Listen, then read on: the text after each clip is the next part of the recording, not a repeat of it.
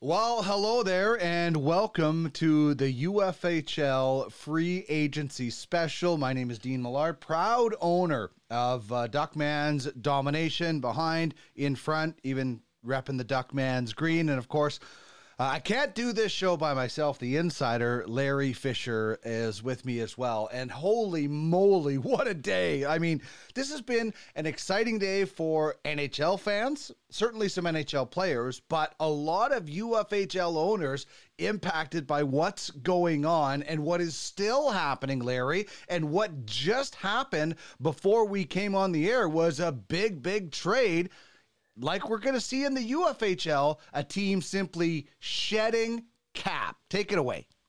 Yeah, Dean, like I said, what a day, and the implications on the UFHL always. And the big thing with the UFHL is a full cap league. There are 32 franchises, 50-man list or 50 contracts, 23 active, and the same cap floor, cap ceiling as the NHL. So free agency day, start of free agency this week is massive for the UFHL. We obviously have our free agent frenzy auction on Sunday, where some of the newly signed free agents will be going up for auction. But to start us off, Dean, yeah, I mean, we're literally coming on the air here on Twitch, on the UFSN Ultimate Fantasy Sports Network channel here on Twitch, as Max Pacioretty trade breaks. The Vegas Golden Knights, we all know they had cap issues after acquiring Jack Eichel and all the LTIR juggling they had to do to try and get into the playoffs despite missing the playoffs. Now, I mean, much like Tampa Bay the year before, and you get into this offseason, and as you mentioned, some UFHL franchises, you crunch the numbers, there's franchises that are going to be over the salary cap. You want to get under that salary cap, be compliant, not get fined and not lose all your fantasy points off the start of the season. Well, you're probably going to have to put some sweetener in, or you're going to have to essentially give players away for nothing or release them to the free agent frenzy auction this weekend. But the Carolina Hurricanes, Don Waddell and Tom Dundon, they do business a little differently in Carolina. We all know that. They let Tony DeAngelo explore his options. He ends up getting a $5 million deal in Philadelphia, and they let Vincent Trocheck walk. He ends up signing with the Rangers. Nino Niederreiter's out there in free agency. Basically, they didn't bring back their free agents. They just said, you guys go to market, test it out. We'll sit back and watch. And they're not watching today, Dean. They're wheeling and dealing. They acquired Brent Burns earlier in the day from San Jose. Gave up, next to nothing in that deal. No offense to the players that are going the other way, but not the kind of package you would expect Brent Burns to fetch. Another kind of cap dump for San Jose. Don't know if they're going to buy out Marc-Edouard Vlasic this summer, but they were able to move Brent Burns nonetheless. So lots of rumors that Carolina was in on John Klingberg. Well, instead of John Klingberg as their big right shot defenseman to upgrade on Tony DeAngelo, now they get the bearded wonder, Brent Burns, and then turn around this afternoon. And again, they're not out there signing free agents, Kadri, Gaudreau, these guys. They're acquiring Max Pacioretty, and they get Dylan Coghlan in that deal for future considerations. And Coughlin's not just a throw-in. He's a quality 5'6" defenseman, certainly an NHL player at this stage in his career. But again, you get kind of a first-line forward in Pacioretty, or top six winger that can score 30, 40 goals, and a defenseman who could lead the league in goals at any time and gets a lot of shots, can play the power play, but just a big force on the back end, and Brent Burns. So quite the work by Don Waddell and the Carolina Hurricanes on, like I said, free agent frenzy day. They're having a trade frenzy in Carolina. Yeah, and that, you know what? That's sometimes how it goes. I mean, everybody looks at, today or usually July 1st and says, what free agents can we get? And there's a lot of teams out there that say, and just like was going to happen in the UFHL, what teams can I, that's either in cap trouble or rebuilding, and it's just very, very impressive. So we're going to get to a bunch of the signings that have happened, but let's talk right now, Larry, about what is still happening out there when it comes to free agency. Who's available right now that have not been picked over. Some of the bigger names. We'll get to the actual signings in just a second, but let's start with this big board of free agents still out there. And, there's been a ton of awesome names signed already today, Larry. Like, this has been one of the best free agency days. I know last year there were more players signed, and we're going to get there. This has been a day of big names and still big names to come on this big board chart right here. Yeah, Dean. And actually there hasn't been, free agency is usually silly season with, some guys getting $10 million or whatever that doesn't deserve it. Generally speaking, looking at the deals that have signed, I think the UFHL franchises will be happy thus far because most of the contracts are in the same neighborhood of where they were coming off of. And not a lot of surprises necessarily today, but a lot of big names off the board. And as you see here, Dean, some of the biggest names out there are still available. Johnny Gaudreau, West Coast Express. They've been clearing cap space to make room for Gaudreau. Brad Marchand might go on long-term injury reserve or LTIR, but they did trade Philip Forsberg. They have traded Mikael Granlund. They've been making room to, Johnny Gaudreau was a $6.75 million cap, and he's going to be up in that 10 plus. As we know, he turned down over 10 million from the Flames. So you have to expect that's going to start with a 10 for Gaudreau. Rumored to be, he's from, actually, my understanding is he's from Philly, and Philly was his first choice, the Flyers, but they don't have the cap space, Dean. They can't dump anybody. And maybe that's the holdup here why Gaudreau hasn't signed yet. But I believe Chuck Fletcher said it. Yeah, we're out. Yeah, they're out. So it looks like all signs are pointing to the New Jersey Devils. If you can't be in Philly, you may as well be just down the road in New Jersey. So division rival of your boyhood team, the Flyers. But I expect Gaudreau potentially for West Coast Express to land in Jersey. And I mean, you look at the talent they got there with Jack Hughes and Nico Hischier, Dawson Mercer down the middle. Dougie Hamilton on the point. Dougie Hamilton on the point. Wherever Gaudreau aligns in that lineup, that's a team on the rise. And I think he'll be happy to be closer to home. Nazem Kadri, fresh off winning Stanley Cup with Colorado.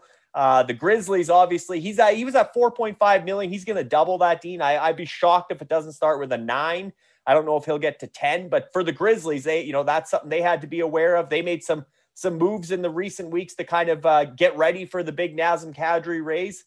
They also have Darnell Nurse today now starting at 9.5 million as their number one defenseman. That's a big jump, obviously, for him. But I think Kadri's an interesting one, Dean, as to where he's going to land. There was rumors of the Rangers while they signed Vincent Trocheck. There's a lot of rumors out there. I predicted Anaheim in our predictions, but Detroit's been one that's been mentioned, and obviously they signed Andrew Kopp. So I'm really interested to see where Kadri lands and what that number is. Obviously, with Johnny Gaudreau leaving Calgary, Nazem Kadri, Calgary hasn't made their big splash yet. So wouldn't be shocking if the Flames tried to get Kadri, but he did reject a trade, as you know, Dean, a couple of years ago when he had a no trade clause. He blocked a move to Calgary from Toronto. So although granted, he loved playing in his home province of Ontario with the Leafs. So that was part of it, but don't know if he'd be interested in going to Calgary. But you go up and down this big board, Dean. I mean, John Klingberg is the number one defenseman on the market. Lots of people talking about Montreal. Talk that maybe Dallas tries to retain him now. Dallas was in on Brent Burns. Obviously, he's buddies with Joe Pavelski. Kind of get those two back together, a reunion of sorts. With Burns going to Carolina today in that trade, now it sounds like the Stars and Klingberg could reunite, and maybe he doesn't leave Dallas after all. Somebody near and dear to Duck fans, Phil Kessel. We've heard Nashville, we've heard Pittsburgh, we've heard lots of options for Kessel.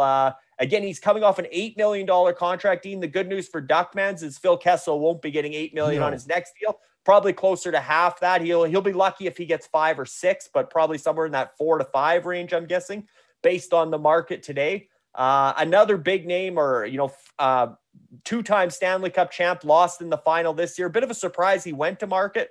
Tampa locked up a lot of their core today. Long-term, guys like Cirelli and Sergachev and Eric Chernak, but Andrej Palat, who is such a big part of the playoff push and getting him to the final for third year in a row from the Royals, is actually testing the market. And I wouldn't be surprised if Detroit was still in on him because of the Yzerman-Tampa connection, but interesting to see where Palat goes. I mean, Montreal could circle in there. There's a lot of teams that could get in on Palat. And again, he was 5.3. You have to expect he'd like to flirt with 7 million on a long-term deal. Nino Niederreiter, another guy that flew under the radar a bit for me, Dean, from the North Stars, but in the NHL free agency, a little lower. He's never, when they show the top 20 free agents, he was never really on that list, but he's a guy that certainly puts up fantasy points in the UFHL, volume shooter, plays physical, and is capable of putting the puck in the net. I seen that Andre Burakovsky deal in Seattle. I thought Niederreiter might get that type of deal in a place like Seattle. So it'll be interesting. I think San Jose was my prediction for Niederreiter, but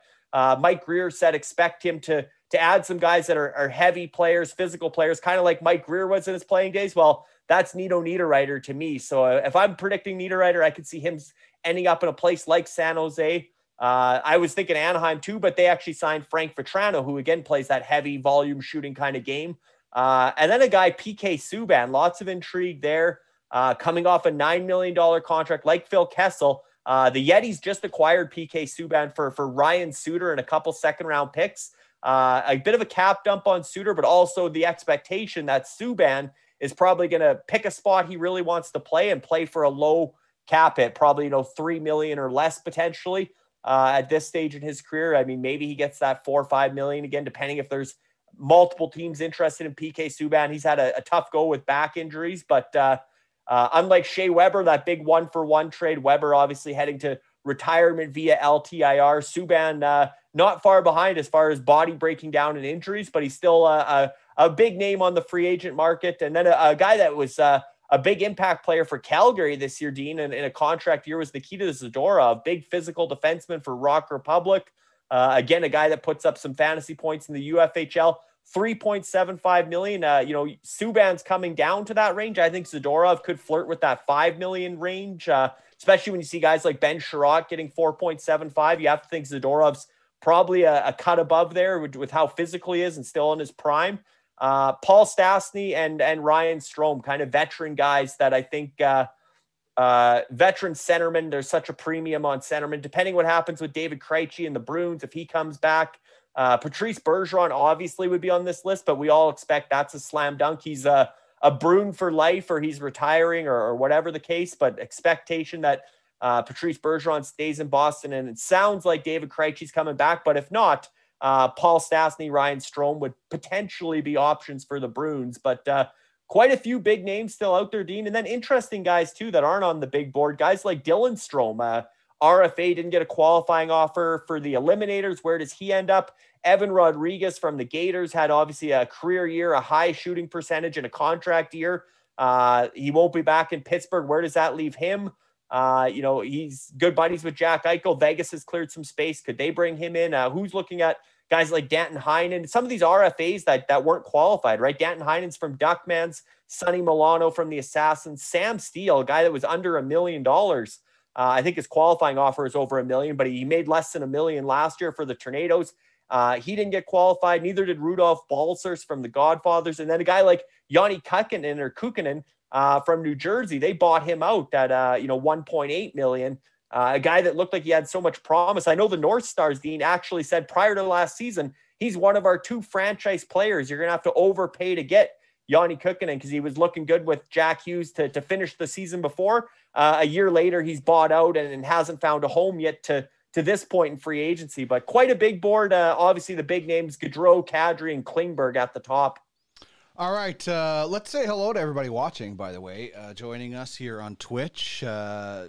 Mooch chiming in.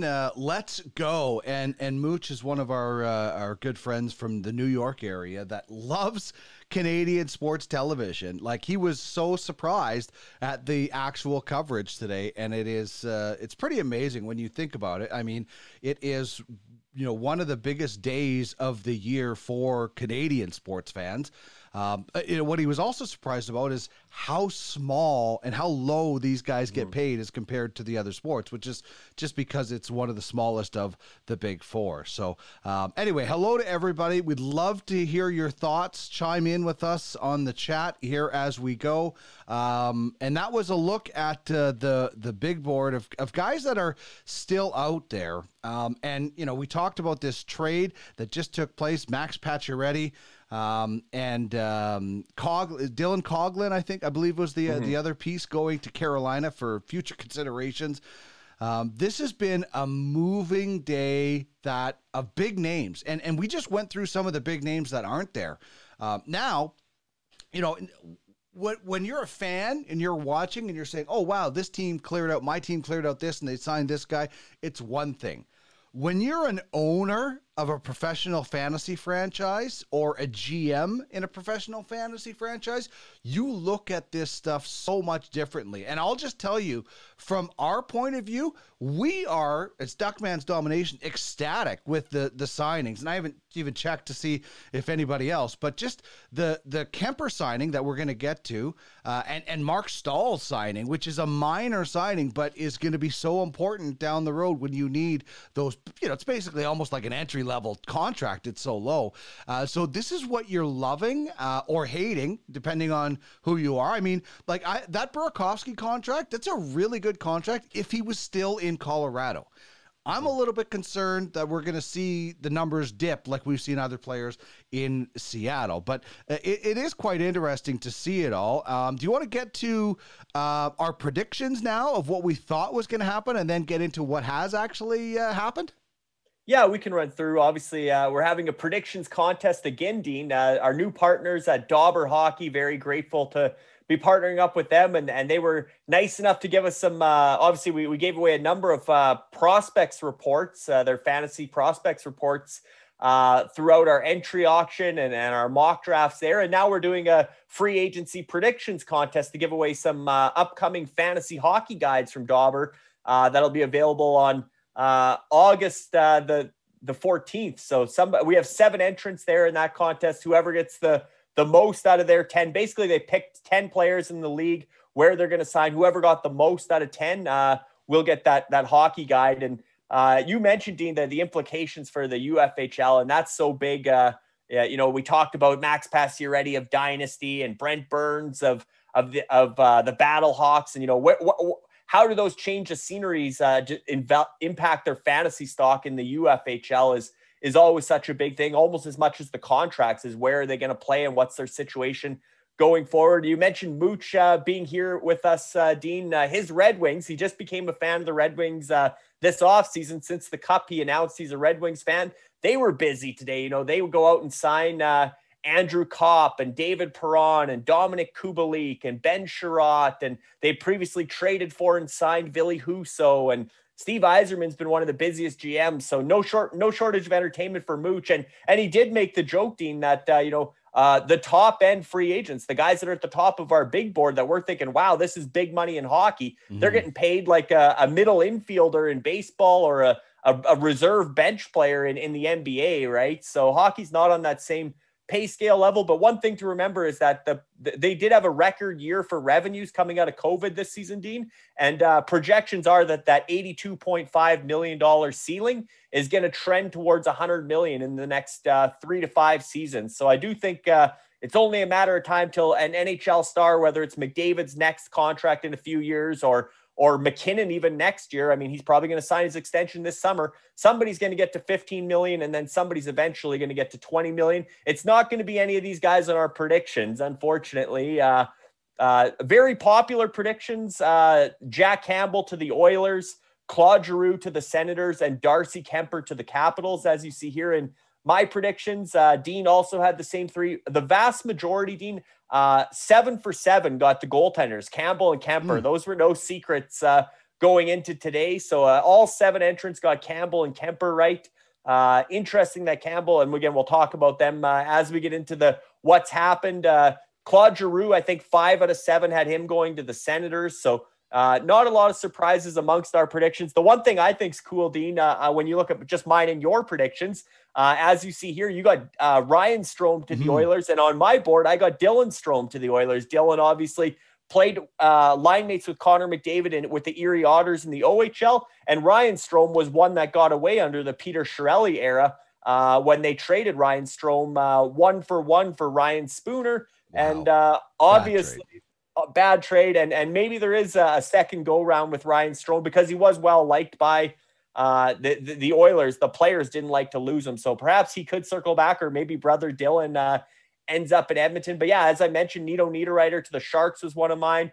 Nazem Kadri off the board to the Ducks was an off the board pick. Try to get some chaos in there, but he did play with or had experience with Dallas Eakins in Toronto. And I think Dallas Eakins, with Ryan Getzlaf retiring, I think Nazem Kadri to the Ducks, unless he wants to go back-to-back and win another cup. But if he wants to have, as close to $10 million and live in sunny California, I think Anaheim would be an attractive fit. Andrzej Palat, again, I think the Stevie Yzerman connection. I don't know if he's got any more money left. Obviously, he signed Perron and Kubalik and Kopp today. I don't know if he can bring in another forward, but I'd be surprised if he wasn't in on Palat, just the familiarity factor.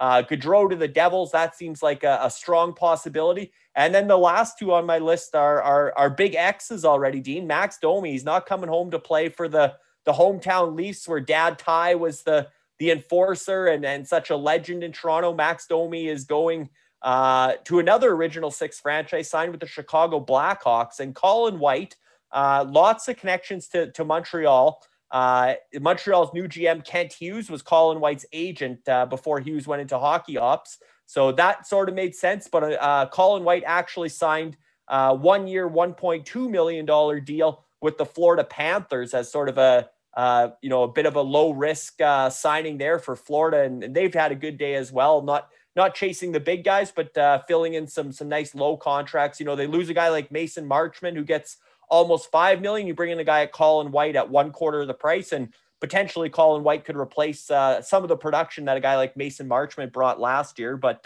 predictions are always fun, and we'll see how the rest of that board shakes out. Some more potential breaking news during the show today, Dean, during the live show. But if not, between now and the weekend, certainly a lot of these big names will be signing, get that weight off their shoulder, and then enjoy the rest of the July anyway, because they'll be back on the ice in August, starting to gear up for training camp in September.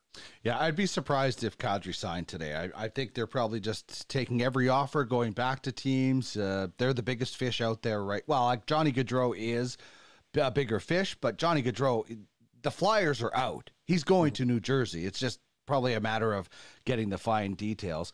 Scotty says craziness today, and Stevie Y getting it done, and Seven Seas. My Red Wings spending money today. Now they're his Red Wings. I absolutely love it. It took him an entire season to pick a team. I really thought he was going to go with the Blues based on the Gloria and winning the Cup, but the Red Wings, Original Six, really, really good choice. And you have a guy like Steve Yzerman who, I look at Steve Yzerman and Pierre Dorian and what they have done today, and I think they're similar. Both teams have taken a step towards the playoffs. I'm not saying that Detroit and Ottawa are playoff teams next year, but have taken a step towards the playoffs in this offseason with number of moves. Basically like what we've done. We've taken a step towards the playoffs, especially with some of the moves today. The Kemper signing, which we're going to get to, is I thought it was going to be more. I'm ecstatic by that. We've taken a step towards it by some of the moves we've made, and that's why UFHL is so realistic, because you're doing everything basically without the billions of dollars that these GMs are doing. You're making all these moves, and I absolutely love it. Andy Mack saying, "Go hockey!" Great job, fellas. A cheer bit for each of you. All right. Well, Andy Mack works for one of the networks that was, wall-to-wall coverage today, Sportsnet and TSN. I loved it. I had them both on. I had a family connection to Sportsnet when my brother worked there. I have a great relationship with a guy like Craig Button, Darren Traeger.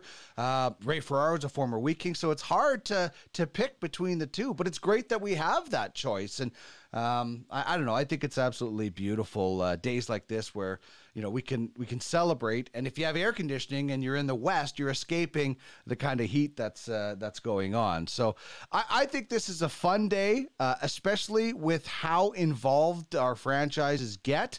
And I think now it's time to get to the top 10 moves, Larry, that have had an impact on UFHL franchises. I mean, there are some really important signings out there, and not all of them are signings with new teams. So are you ready to run through some of the moves that have already made, and we can get into the type of impact that they're having with those franchises?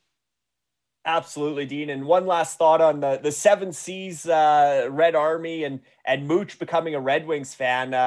When you look at that roster for Red Army, it makes sense. They got Lucas Raymond, they got Sebastian Kosa coming, and they actually just drafted Marco Kasper. We're going to get to the entry auction later in the show. Spoiler alert, Red Army drafted Marco Kasper, who the Wings took 8th overall in the first round this year. So The only one they don't have in that core group is Moritz Seider, and I don't think Mick and the Battlehawks are going to strike a deal with his drafting Europe partner Jeff Ray for Moritz Seider anytime soon. But certainly not only for the fandom of the original six, and again, everybody check out the Detroit-Colorado rivalry ESPN E60 series. It's awesome if you don't know that history. If you're somewhat new to hockey like Mooch, that's a great introduction. But when you look at that Red Army roster and the key guys that are from the Red Wings, great team to cheer for, makes it that much more fun to watch Red Army in the Ultimate Fantasy Hockey League. I'll be honest. I was a Colorado Avalanche fan during that feud. The Patrick Waugh factor, right? It's like Crash Davis. Be cocky and arrogant even when you're getting beat, which Patrick Waugh played that to a T. And that rivalry was one of the best, bloodiest, most intense, and fun to watch. So, who knows? Maybe Duckmans and Red Army will become that kind of rivals, and we'll challenge each other. Andrea's ready for your top 10. She is totally ready. So let's get to the first 5 on your list of top 10 free agents that have impacts in the UFHL. Take it away, Larry. And Dean, you mentioned the top 2 actually got done last night, and they didn't leave. They returned to the franchise that the only franchise of Jenny Malkin has ever known. He was, report came out he was going to test the market, and I'm sure there were teams lining up to throw 8, 9 million, maybe even 10 million at Evgeny Malkin. For sure, he would have got the 8 number, I'm thinking. But keep the band together. They had just re-signed Chris Letang. Obviously, Sidney Crosby, the franchise player there, Mario Lemieux still involved in such a big role with that organization. So for the Mystics and Colin Mills to have Evgeny Malkin come down, a $3.75 million cap savings, I think Colin said. That was a great, on the eve of free agency, gift for the Mystics in the UFHL, as well as the Ice Vikings, Dean, with Evander Kane staying in Edmonton, going to continue riding shotgun with Connor McDavid, and at a nice number, a reasonable number, 5.125. Both got 4-year deals. The Ice Vikings, Dean, are regular season winners in 2021, the Founders Trophy winner 2 seasons ago. Evander Kane was such a big part of that. Then they got the cap crunch. They had to lose guys like Chris Kreider and amongst others. And Evander Kane obviously sat out the first half of last season, and the Ice Vikings drifted down into that 12 to 15 range outside the top 10. Evander Kane signs with Edmonton on a cheap deal to restore his value in the second half of the season. And what do the Ice Vikings do? Kane almost single-handedly lifts them all the way back up to 7th place in the standings. Massive fantasy points guy, tons of shots, tons of hits, gets some pims. Just a perfect kind of fit there for Edmonton. And again, you have that familiarity already, so you know what Evander Kane's capable of with Connor McDavid. And at that number, Evander Kane with that grievance, Dean, was 7.25 or 7.5 million with San Jose, 7.25, I believe. So even for the Ice Vikings, that deal would have had, 5 years left. Now they're getting, over $2 million savings on what they expected Evander Kane's contract to be long-term. So they're celebrating that deal. Now the next one, Dean, this is interesting. The Snipers, the LeBlanc family, Alex and Jeff, as well as obviously their management team, which keeps growing, but they got Marcus Borkowski, Gabe Foley, and newly acquired assistant GM Ben Virgilio with the Snipers. Again, this is professional fantasy sports. You're not the owner, the GM, everything yourself. You have an entire staff, as the Snipers have built with the trench network and in the trenches management. But when you look at Jack Campbell, they acquired him last season, Dean, and the LeBlanc family, they're from Ontario, huge Leafs fans. Carey Price they had as well. They recently traded Carey Price in a blockbuster that fetched them Patrick Kane, big blockbuster there with the Bentley Jacks. But nonetheless, they had Campbell and Price was their goaltending tandem. And when Price went down and was sidelined, essentially all last season, Jack Campbell really stepped up. He was an all-star in the UFHL last season, Dean, for the Snipers. And they loved having him, being that they're Leafs fans. They got the Leafs starter. Now, how do they like Jack Campbell now that he's in Edmonton backstopping, McDavid and Draisaitl, and maybe it's different type of defense anyway at Edmonton, but $5 million times 5 years was sort of, roughly what that deal, as mentioned with the predictions, 7 for 7. It wasn't a secret. And then Darcy Kemper being, I guess, the number one goaltender in free agency for your Duckman's domination, fresh off backstopping Colorado to a Stanley Cup championship with one eye. Might I add, he had the eye injury in the first round. He battled throughout the playoffs, still stepped up and had a good clinching game in the Cup final, gets his name on the Cup. And now he's going to go play with Ovechkin and the Capitals and try and make another run there at 5.25 times 5. And I would obviously prefer Kemper in Colorado over Washington, but I would much rather have Kemper in Washington than the previous year with the Brutes situation, Dean, where they had Philip Grubauer in Colorado, who was arguably their MVP, a top 20 performer, top 5 goaltender in the UFHL. He went and signed with expansion Seattle, and actually his fantasy points wise, he drifted behind James Reimer for the Brutes and ended up being their number 2 goaltender after being their MVP the previous year. So the landing spot for Kemper in Washington, again, Nicholas Backstrom's obviously out indefinitely, might be retiring from the surgery he's having. That's a big loss, but having Kemper solidify the goaltending in Washington after, Ilya Samsonov, who's now in Toronto, we'll talk about him, but Vitek Vanacek traded to New Jersey. So a real overhaul of goaltending in Washington. I've seen Phoenix Copley signed elsewhere as well. So interesting to see what the Capitals come to camp with for goaltenders, but certainly Darcy Kemper's the obvious number 1 there, and a great signing for Duckmans. Yeah, we are thrilled. Like you go into free agency from a position of a UFHL GM or owner, and it's out of your hands. Like you are literally praying for a good contract. And so, I go in overestimating. So we had a 6 number. We were prepared for Darcy Kemper to get $6 million at the highest end. And, I look what Jack Campbell got, and I'm like, wow, when Jack Campbell's number came out, I thought, oh, we're going to get a 6 here for Darcy Kemper. So we are extremely thrilled that you're right. He goes to an organization, when we traded for him from the Bentley Jacks last season, there was a risk because he was going to be a UFA. And, I wasn't expecting him to be back in Colorado because Colorado did the exact same thing the year before. They let their goalie walk. They brought in somebody else. And that's exactly what they did now. And like you, I was just hoping that he wasn't going to end up in, no offense, Buffalo. I wouldn't have minded Edmonton or Seattle. Like I said, I wouldn't have minded Edmonton because they do get regular season wins. But this is a great situation, a team that's competitive, that's in the playoffs, that, Ted Leonsis isn't going to sit around and let his team drop out of the playoffs. So it's a great situation in my mind. And Darcy Kemper was 4th in the league in points last year for fantasy. He's not going to always have the best goals against numbers or the best save percentage, although he was .921 in the playoffs, but he's going to get you a lot of wins and he's going to be consistent. We are ecstatic with that signing.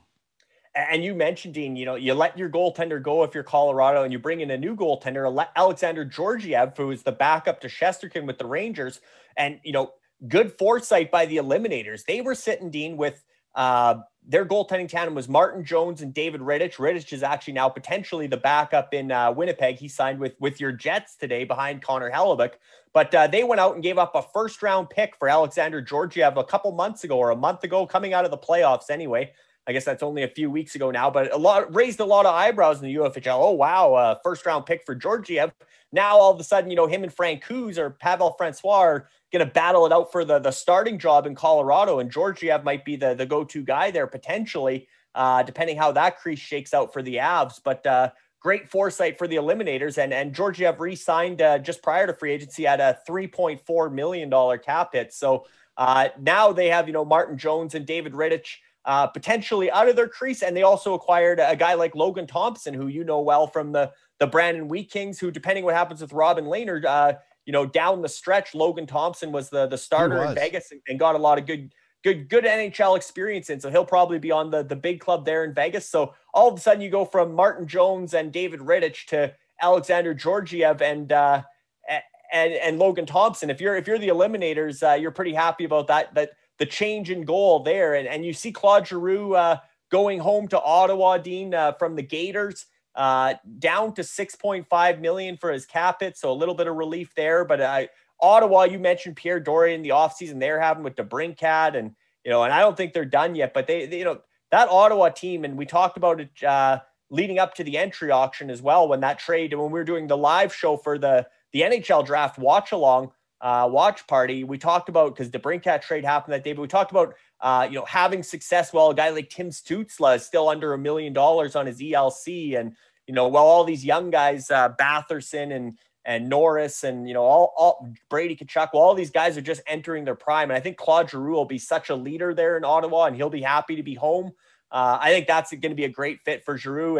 And you mentioned Detroit with Stevie Yzerman. You mentioned Ottawa with Pierre Dorion. These teams, I think Buffalo as a sneaky one as well. I know they brought in Eric Comrie, Craig Anderson as a goaltending tandem. I don't love that. Darcy Kemper would have, from a Buffalo standpoint, would have looked good in goal there. No offense to Eric Comrie. I'm a big fan of Eric, but I don't think he's going to be the number one that takes them to the playoffs. But I think Buffalo is going to take some huge strides forward with Dahlin and Rasmus Dahlin and Owen Power as well. And I think just that Buffalo young core is going to push up. So then, you look at Boston with Patrice Bergeron and David Krejci and, the old gang, the guys that are coming back to Boston. Can they hang on to that sort of wild card or in that playoff race? And even Toronto with their new look goaltending with Matt Murray and Ilya Samsonov, Dean, can they stay in, are some of these teams, Ottawa and Detroit in particular, Buffalo as well, they're trending up. So somebody's going to fall back to the pack. Probably not going to be Tampa, who just locked up, a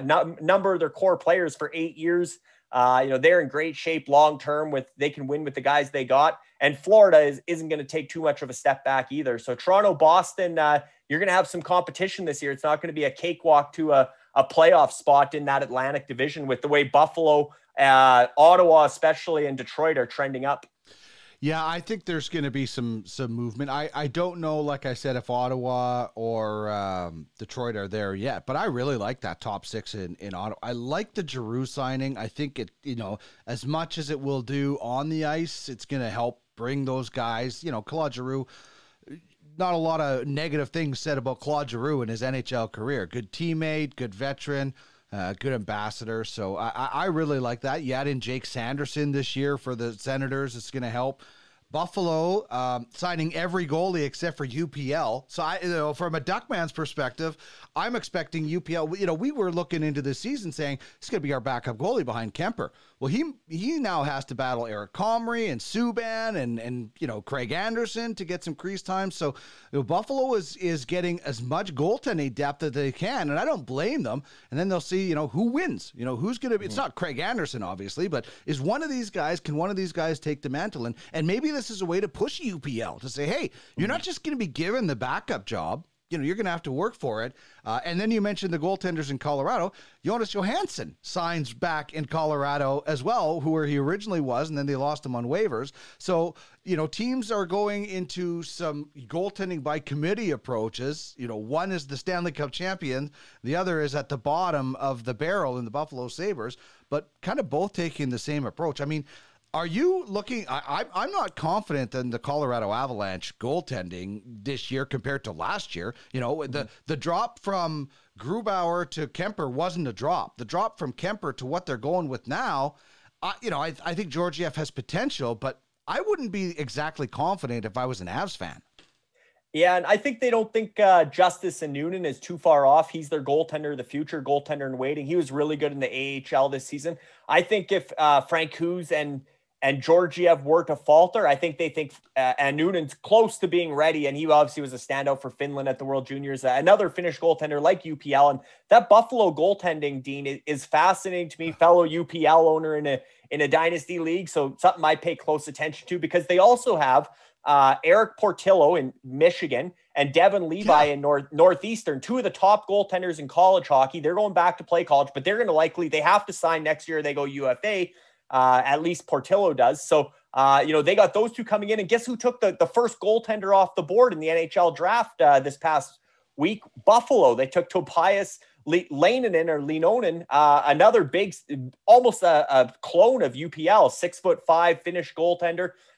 Big surprise that Buffalo with Ukko-Pekka Luukkonen, UPL, Eric Portillo, big Swedish goaltender, and Devin Levi, backstop Canada World Junior goal that they acquired for Sam Reinhart as a key piece in that trade to be their their 3 goaltending prospects, and they step up early in the second round when nobody expected a goaltender to go in the top 50. They step up and take the big Finnish goaltender Topias Linonen. So Buffalo's got goaltending depth, but what are they doing? Who's going to emerge out of those 4 to be the future goaltender in Buffalo, assuming that, Craig Anderson's now for sure in his last season. He's older than Mike Smith.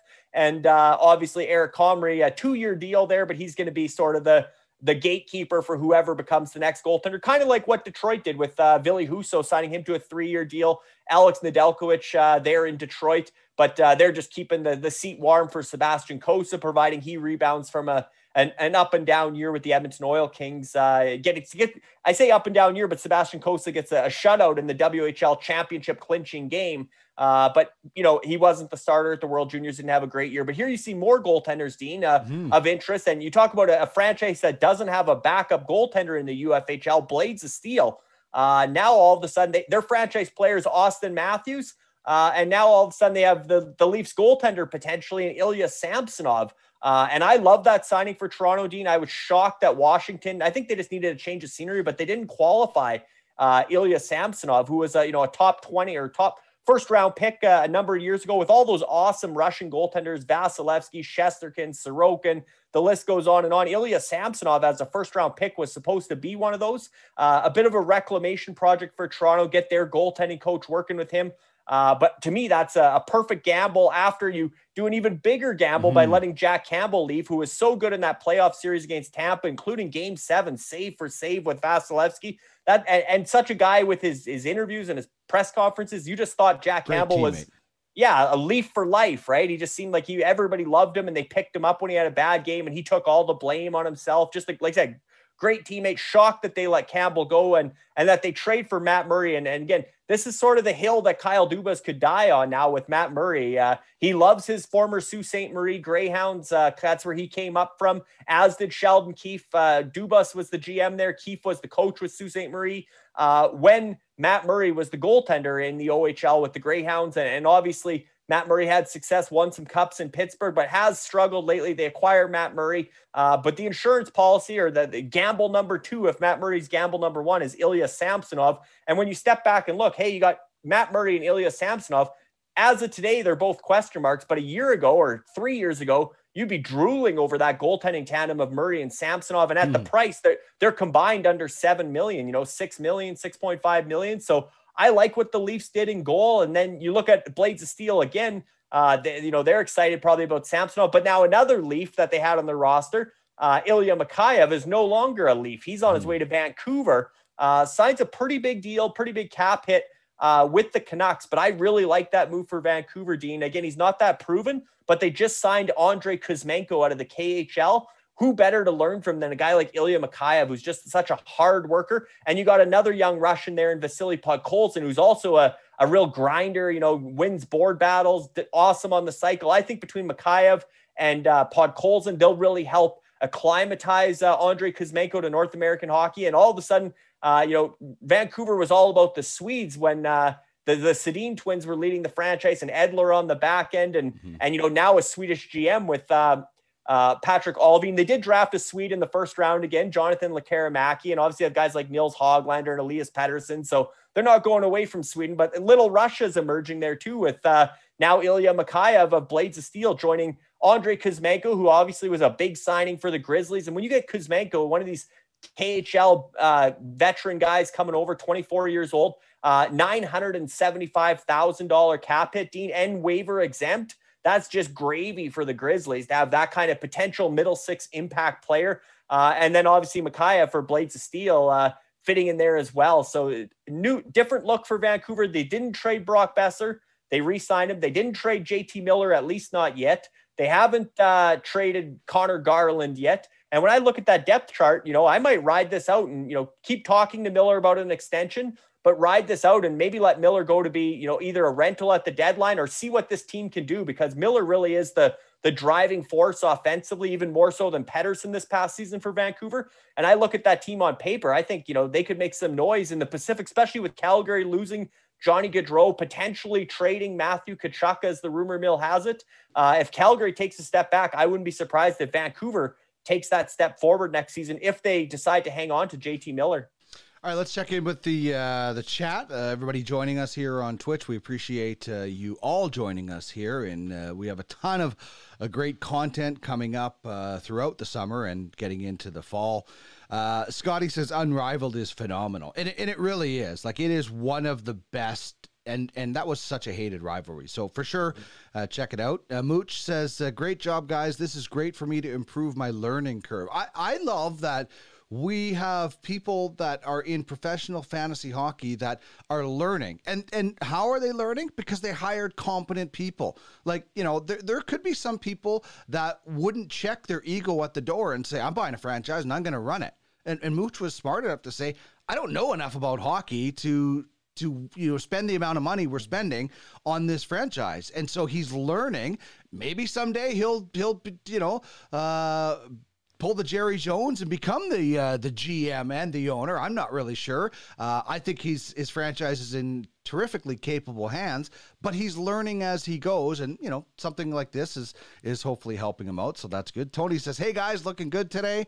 Maria, yo, and UFF Sports, thanks for doing this, love you. Well, this is fun. Like, this is what we would be doing on Telegram anyway. We're all doing this all day on Telegram anyway. We might as well be doing it here. We're throwing a few graphics and some fun stuff like that. Martin Jones, speaking of goaltenders, signs in Seattle as well. $2 million deal, 1 year. Seattle obviously didn't get the goaltending it was envisioning last year, so they bring in Jones on that. And Tony says Mooch owns more teams than Jerry. He does. He said he's never pulling a Jerry Jones. That's probably a smart thing. His franchise is in good hands. Yeah, obviously with Jeff Ray of Drafting Europe, Jeff, big time scout. He was the director of scouting for that franchise when Luc Grenier owned Red Army and won the Klein Cup, the playoff championship in 2021. Went out on top, sold to set. That was the introduction to Seven Seas. Mooch came in as strictly as an investor.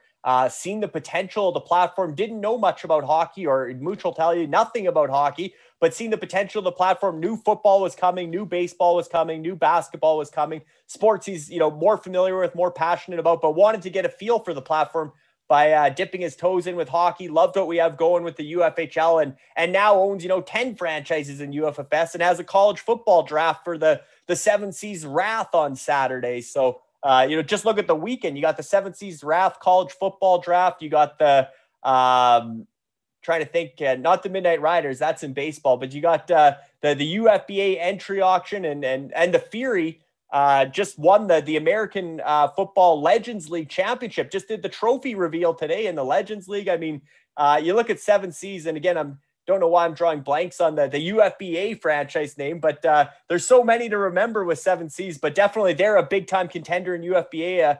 The Skyhooks, there we go. The Skyhooks, yeah. And Mooch is the GM there. That's his baby with basketball. I think his daughter helps him with the UFWBA franchise as well, and probably the UFBA. But he says Jeff Ray is my main man in the UFHL, and obviously Jeff has Andrew Grover helping him as assistant GM, and they got a good thing going there with Red Army, the young core. But you look at the rest of this board, back-to-back Blades of Steel at the top, and then back-to-back Outlaws, Dean, and no real surprises here. Maybe the landing spots, and shout out to Kyle Hall, who hosts UFHL Now. He was one of the first ones to tweet out, or perhaps the first to break the news, one of our own insiders, on the Vincent Trocheck signing with his Rangers. So he gets the term is interesting there, 7 years. That might be the longest contract we've seen today of guys that didn't stay with their former team, like some guys that we've seen, like Valerina Chushkin stayed with Colorado on 8 years, but we didn't see too many 7 and 8 year deals today. Vincent Trocheck is one of them. And then we mentioned Kyle Hall helping break that news for the Rangers. Shout out to Ash Glover as well, Dean. He was the first one that I seen on Twitter that had the Pacioretty and Coughlin trade to Carolina. Even before Elliot Friedman and the insiders, Ash had put it out. I mean, when you get to that breaking news moment, it's a matter of 30 seconds, a minute, 5 minutes, who had it first. But I definitely seen Ash Glover was one of the first ones in my feed that tweeted it before Elliot Friedman had it. So Ash Glover, we all know, is a scout for the WHL's Medicine Hat Tigers. That's his career path, but he's certainly active in the the UFFS scouting side as well. Like I said, just yesterday, he signed the 5th overall pick from the QMJHL draft and the 2nd overall pick from the CHL import draft. So, and he already had Adam Sikora, the 1st overall pick from the import draft, Dean. And what a cool story that was, that his Medicine Hat Tigers, 9 months later end up drafting Adam Sikora. But when you look at Trocheck and Kopp for the Outlaws, exact same matching cap hits. I mean, it's almost like the Outlaws signed them, right? Hey, here you guys go. You're our 2 top free agents. We're going to give you matching contracts. But no, in the real world, they get the exact same amount of money, 5.625. Trocheck with the Rangers and Kopp with Detroit. Both should be good fits. I mean, Kopp was a great fit with the Rangers. Trocheck's actually replacing Kopp from that playoff run with the Rangers. He was great there. Prior to that, he was really good in Winnipeg. I think Andrew Kopp will do great back. I believe he's a Michigan product, or I say back home in Michigan. So him and Larkin are really, really tight. Yeah, so I think that'll be a good fit there with Detroit as kind of a 1-2 punch down the middle for now. Obviously, they have some centers coming, some high offensive ceiling centers coming in Detroit in the years to come. But yeah, Trocheck and Kopp, I think for the Outlaws, I know Nick Utley reached out and said, that's great. I still have $5 million in cap space. Glad they signed on the first day of free agency, so I get my cap picture for the Outlaws sorted a little easier. And then Nick goes on the trade block and says, hey guys, I still got, room, who needs to cut a $5 million player? I got the room now. So the Outlaws happy with both those deals. And in similar fashion, Dean, the Grizzlies with Frank Vetrano, they just acquired, Andrea Kranich just acquired Frank Vetrano here last week in a bit of a blockbuster trade. I'm just going to bring it up because I don't have it off the top of my head here, but it was a sizable trade, and it looked like maybe it was a cap dump. So yeah, they traded Jaden Schwartz, who obviously probably the best player in the deal, as well as Patrick Hornquist and Brandon Duhaime to the Bentley Jacks. They got back Jordan Greenway and Frank Vetrano, and actually Jordan Martinick, who's since been flipped to Duckmans. But when you look at that trade, Schwartz and Hornquist are bigger names than Greenway and Vetrano, but they couldn't afford, with Kadri potentially getting 10 million or 9.5 or whatever he's going to get. They knew they had to create that cap space ahead of time so that they don't get caught in a Vegas situation where you're over the cap and now you got to give away Schwartz for nothing.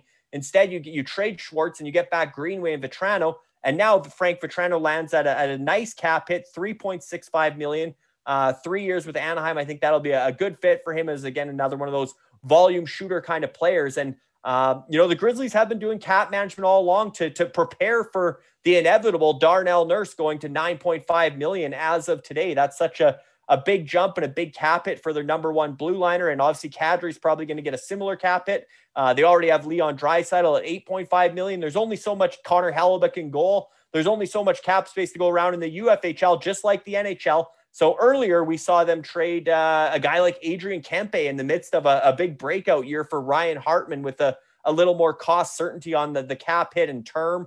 Obviously Kempe just re-signed north of $5 million. So all in all, I think that the Grizzlies will be happy with that 3.65. They probably were budgeting for 4 or 4.5 for Vetrano. So all of a sudden, even if Kadri gets 9.5, the Grizzlies aren't, in a world of cap trouble. They might still have to cut a little bit, but it's not going to be a situation where they got to trade, a top end guy like a Jaden Schwartz for next to nothing, or Schwartz plus and take back a second round pick or something just to get out of the cap trouble. But as you mentioned, Dean, there is going to be some praying in the UFHL. If guys aren't releasing these contracts as they sign for our free agent frenzy auction on Sunday, and they're willing, because in the offseason there is no cap. You can be over the cap until the preseason roster deadline on October 10th. But if you're over the cap and other franchises take a look at your salary, at your cap picture, they're not going to say, oh yeah, here, let's make a hockey deal, a fair trade. They're going to say, okay, I'll take that, $7 million player and that good prospect for my mediocre prospect, or whatever the case, right? So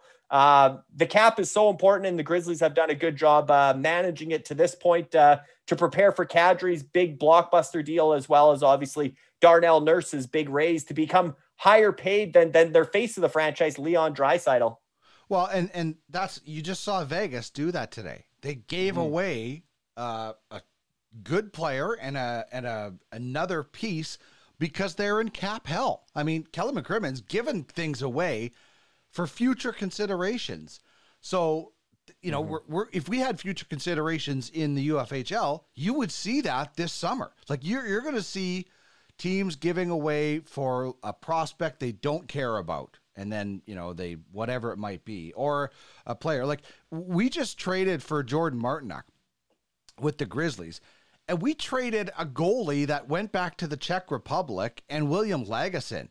I'd be surprised if those guys are still on the Grizzlies roster at some point during this. Maybe if they have some room in the protected list, but William Lagesson is definitely probably a tweener because they need to get some more cap space. And that's exactly what you're going to see is teams giving away or very, very cheaply trying to get rid of it. And if they don't, they're going to be stuck. And teams that don't realize that are going to be in trouble. Teams that get ahead of that are going to be fine. And teams that are in denial, well, I don't know what you're thinking of doing. Like when, teams that are trying to cap dump and asking for one of your best prospects, and I've talked to a few other teams that's happened to, it's just like, I don't know. I don't understand that. The term cap dump has not been, educated enough for them. So it's going to be wild. It happens every year.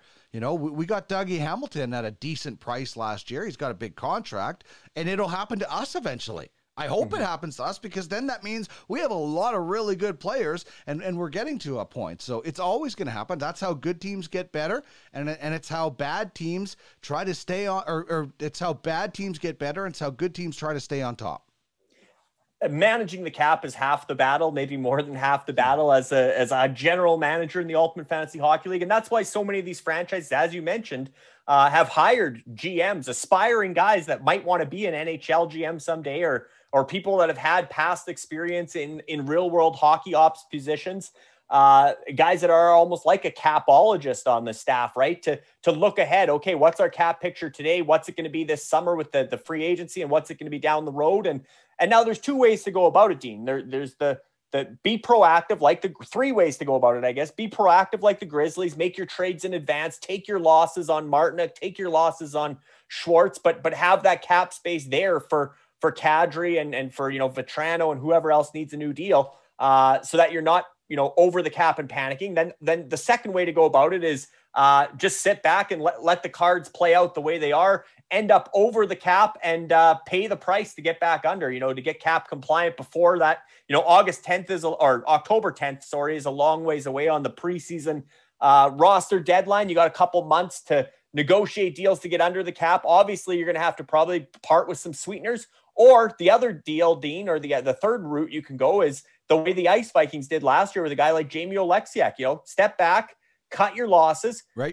Rather than spend all day trying to work out a trade that you're going to take a big L in anyway because you got to put sweetener in. Just the cool thing with the UFHL, because we're at the franchises in the Ultimate Fantasy Hockey League are at the mercy of their NHL counterparts for the signings and what these players are going to get and how much term and especially the cap hit.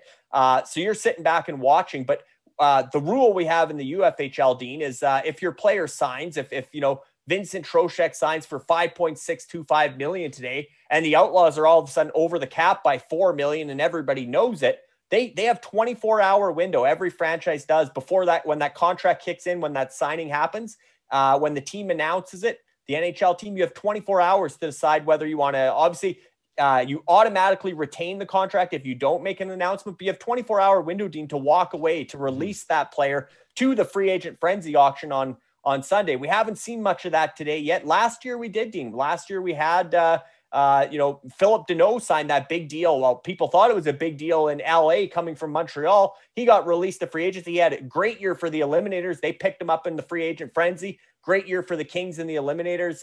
I mentioned Jamie Oleksiak, Cody Ceci, when he signed in Edmonton, was cut loose last year, became part of the free agent frenzy auction. So we'll see. We'll talk about that a bit later in the show, but we'll see if some more big names shake loose as these signings happen. But if not, Dean, if you don't capitalize on that 24-hour window, you got to put the work in to find a trading partner who's, especially if you're over that cap, you're negotiating from a severe disadvantage. And you said it, some people don't necessarily grasp salary dump. They think dynasty league, we get them no matter what, but you're working with a cap here and everybody can see your cap situation. It's public knowledge. So if you're over, you got to find a way under, and people aren't necessarily going to help you out of that situation. So you can cut your losses and release them to free agency, or you can trade them with a sweetener just to get back something of lesser value. So maybe the free agent frenzy auction gets a little more momentum now that we spin it that way. But for Duckmans and Bentley Jacks and some of these franchises that have a good amount of cap space still, you're hoping that they miss that 24-hour window and have to come crawling back in a potential salary cap, salary dump situation. Well, I certainly think we're going to see more of that. You know, these deals, we do have 24 hours. You know, we're going to accept, obviously, the Kemper deal. We're going to accept the Mark Stahl deal. We'll take a little closer look at Nick Petan's deal just because it has an extra year. I'd rather only be tied to guys for 1 year when they're kind of at the bottom end of their careers. But that's what you do is you have 24 hours to look at it, and maybe a few more guys get added to that. The buyout window is still there for a few teams as well, but that also comes like I think the Edmonton Oilers are still paying for Benoit Pouliot. I mean, I know the New York Islanders are still paying Rick DiPietro, and the Mets are still paying Bobby Bonilla a lot of money every July 1st. And you don't want to get into a situation where you're carrying $4, $5, $6 million of dead cap. I mean, I look at some of the guys, and there's one player that we would save $70,000 on when you look at it, and it's like, what's the point? You get a little bit of, but how far do you want to go with dead cap? Because in 2 years down the road, you're going to be like, God, I wish I didn't have this $5 million that I can't do anything with. So the buyout is there for a small period of time, but you have to, go on to places like Puckpedia and check out what, the buyout calculator is, because you need to know what you're going to be paying over, the next amount of years. And it depends on the age, and there's so many factors that go into it. If you can avoid buying out players, Larry, it's the best thing to do.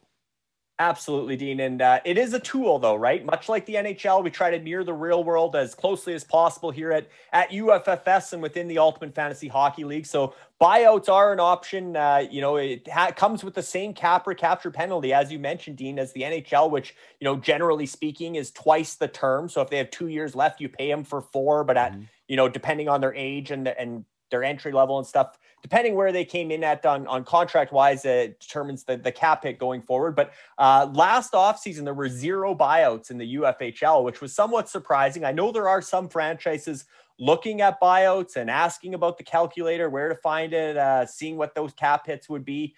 Again, as another, I guess there's 4 routes you can go as opposed to taking a big L on a trade to get yourself out of a cap trouble or releasing to free agency. I mean, if somebody's already, again, obviously you wouldn't want to do a buyout on somebody that's signed today. That wouldn't make sense when you can release them within the 24-hour window. But some guys that have those big extensions, even a guy like Darnell Nurse, if you didn't think he had a great year and he's not going to be worth $9.5 million, I mean, that's something. I mean, again, the amount you'd have to pay him over the amount of term, it wouldn't make sense. But there are some guys payout. Yeah, there are some guys that when you get so tight to the cap, which is interesting in the NHL, Dean, you look at the guys that got bought out, guys like I said, Yanni Kukkonen at $1.8 million. It's just sometimes literally it's pinching pennies with this flat cap, right? With the flat cap going into this season again, or I guess it's not a flat cap. It's up 1 million. It was 81.5 last season. Next season's 82.5, but that's not much of a jump when the contracts get bigger and stuff. So cap management, as I said, is half the battle, and buyouts are a tool that are available to UFHL franchises with the exact same rules as far as cap recapture penalties for buyouts. And there are some franchises that are looking at that route. So all the same tools that an NHL team has in the offseason are available for the UFHL. And what does that do, Dean? It creates more parity, because whether it's the free agent frenzy auction, a buyout, a trade to get under the cap where, you're giving up more and taking back less, all that stuff just brings the top spenders, or the high payroll franchises down, brings the small market franchises up. And as we've seen year over year going into the 4th season now of the Ultimate Fantasy Hockey League, the parity is getting better and better in every division across the entire league. All right. First of all, thanks to everybody for joining us here on our UFFS Twitch channel. If you missed anything live, this will be uploaded a little bit later on tonight to our UFSN Ultimate Fantasy Sports Network YouTube channel, and we'll get it out in podcast format as well. Wherever you find your podcast, just search Ultimate Fantasy Sports Network. I'm Dean Millard, owner and GM of Duckman's Domination, and I've got the insider for UFHL and many more things. Larry Fisher joining me. We're going to get to that UFHL frenzy on Sunday in just a second. And, I think we're still going to see more than the few names we have there. But let's go back a little bit to a bit of a reset. First of all, as mentioned, thanks for joining us. If you want to find out a little bit more about us, just scroll down on that Twitch channel. You can find out our schedule and different events.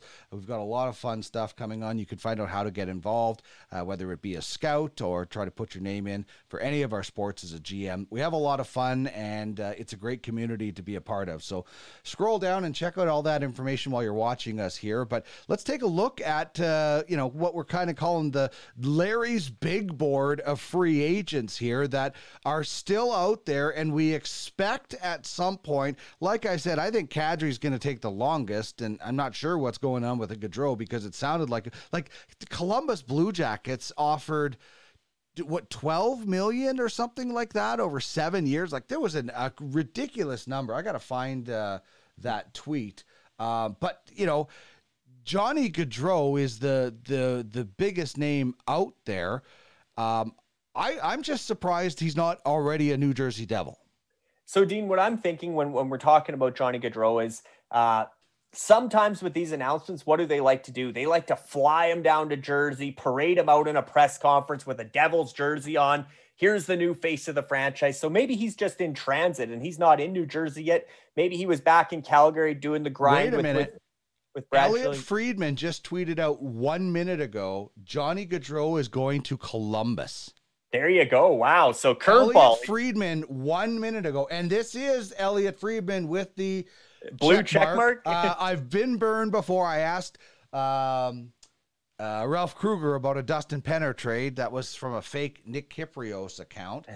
So that is wild. So this was the I've offer. seen below it. It looks like he took less money to go to Columbus than what Calgary, significantly less than what Calgary offered him. And again, maybe there's a tax implication there with state tax in Ohio might be different than income tax in Alberta, but that's interesting. Friedman says he thinks it's 7 years, $9.8 million. Believe the Flames offered him 8 years, $10.2 million.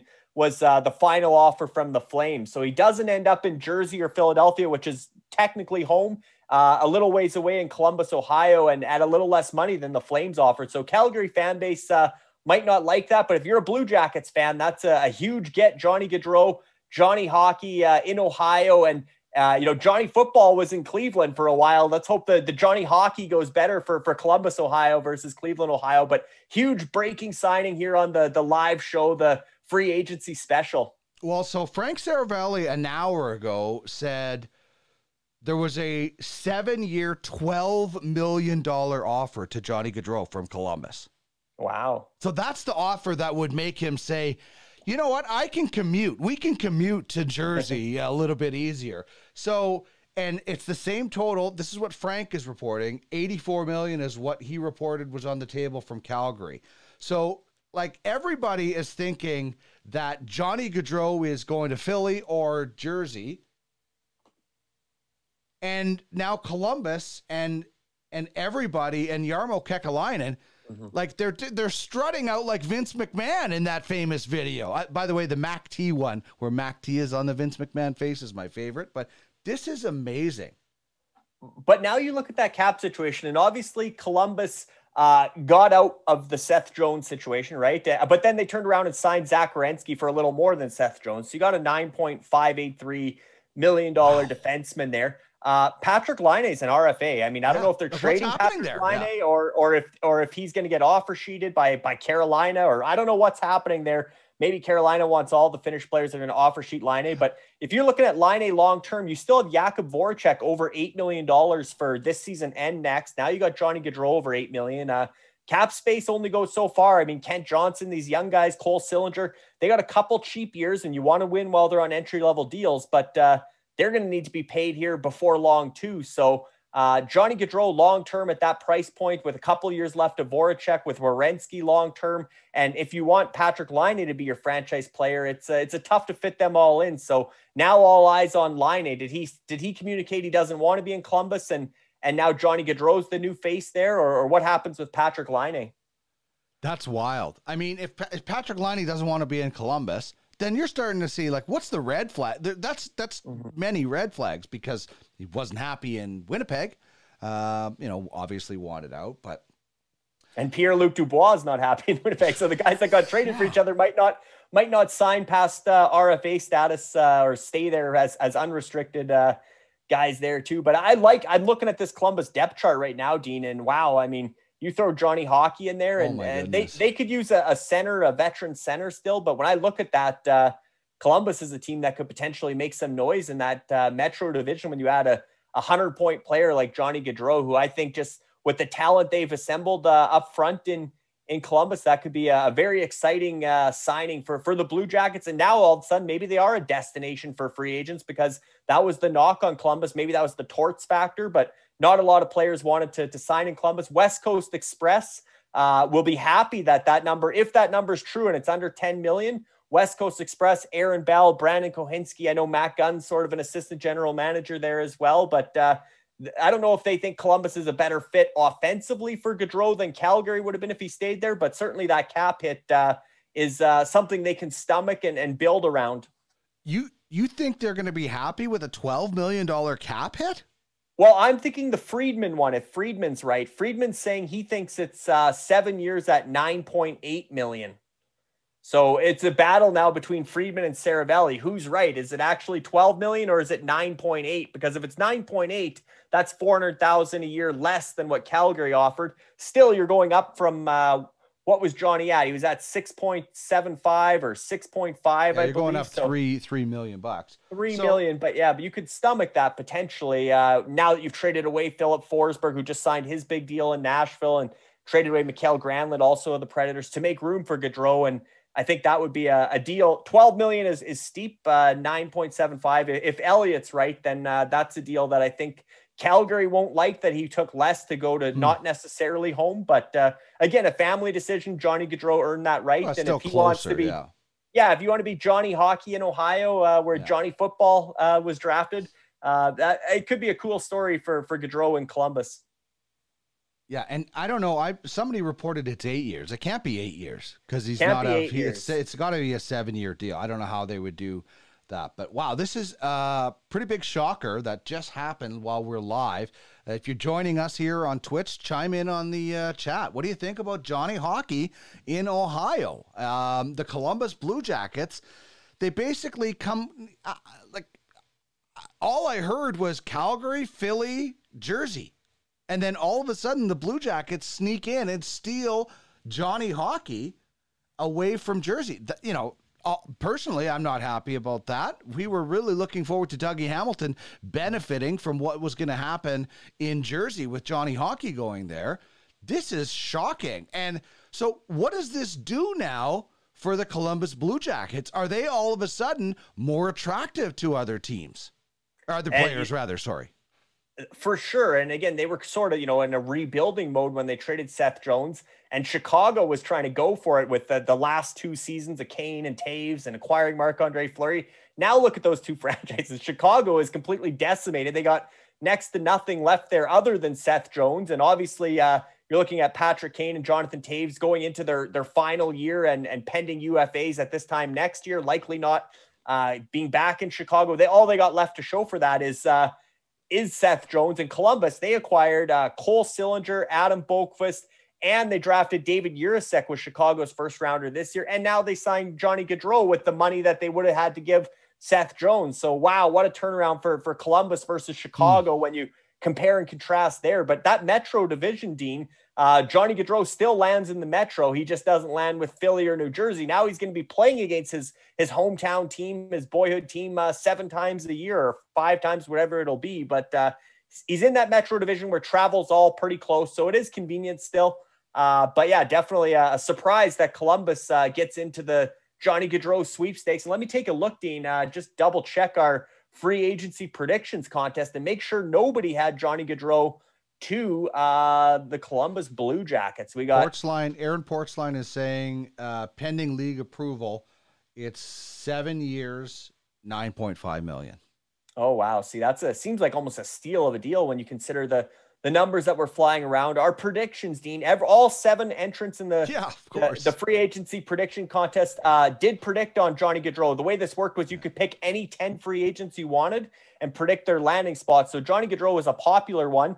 I think Johnny Gaudreau picked New Jersey when he entered our contest. Like, he picked New Jersey for himself and then just was surprised by this offer by the Columbus Blue Jackets. Well, both yourself and myself, Dean, we both had New Jersey. Ben Virgilio and the Locker Token, one of the partners of UFS, Locker Token, they put out their predictions prior to Calgary saying he was going to market, but they had him staying in Calgary. Ash Glover, our newsbreaker on the Pacioretty trade, he had him going to New Jersey. Arnie, our good buddy Arnie, had New Jersey. Scott Lowater was still banking on Philly clearing some cap space to fit Gaudreau. He had Philly, the only guy that took Philly. And Rob Conti of the Godfathers, who had a lot of hits in the mock draft contest, also had New Jersey. So 5 out of 7 had New Jersey, 1 for Philly and 1 for Calgary. And Johnny Gaudreau is a Columbus Blue Jacket. So 0 for 7 on the free agency predictions contest. That is absolutely wild.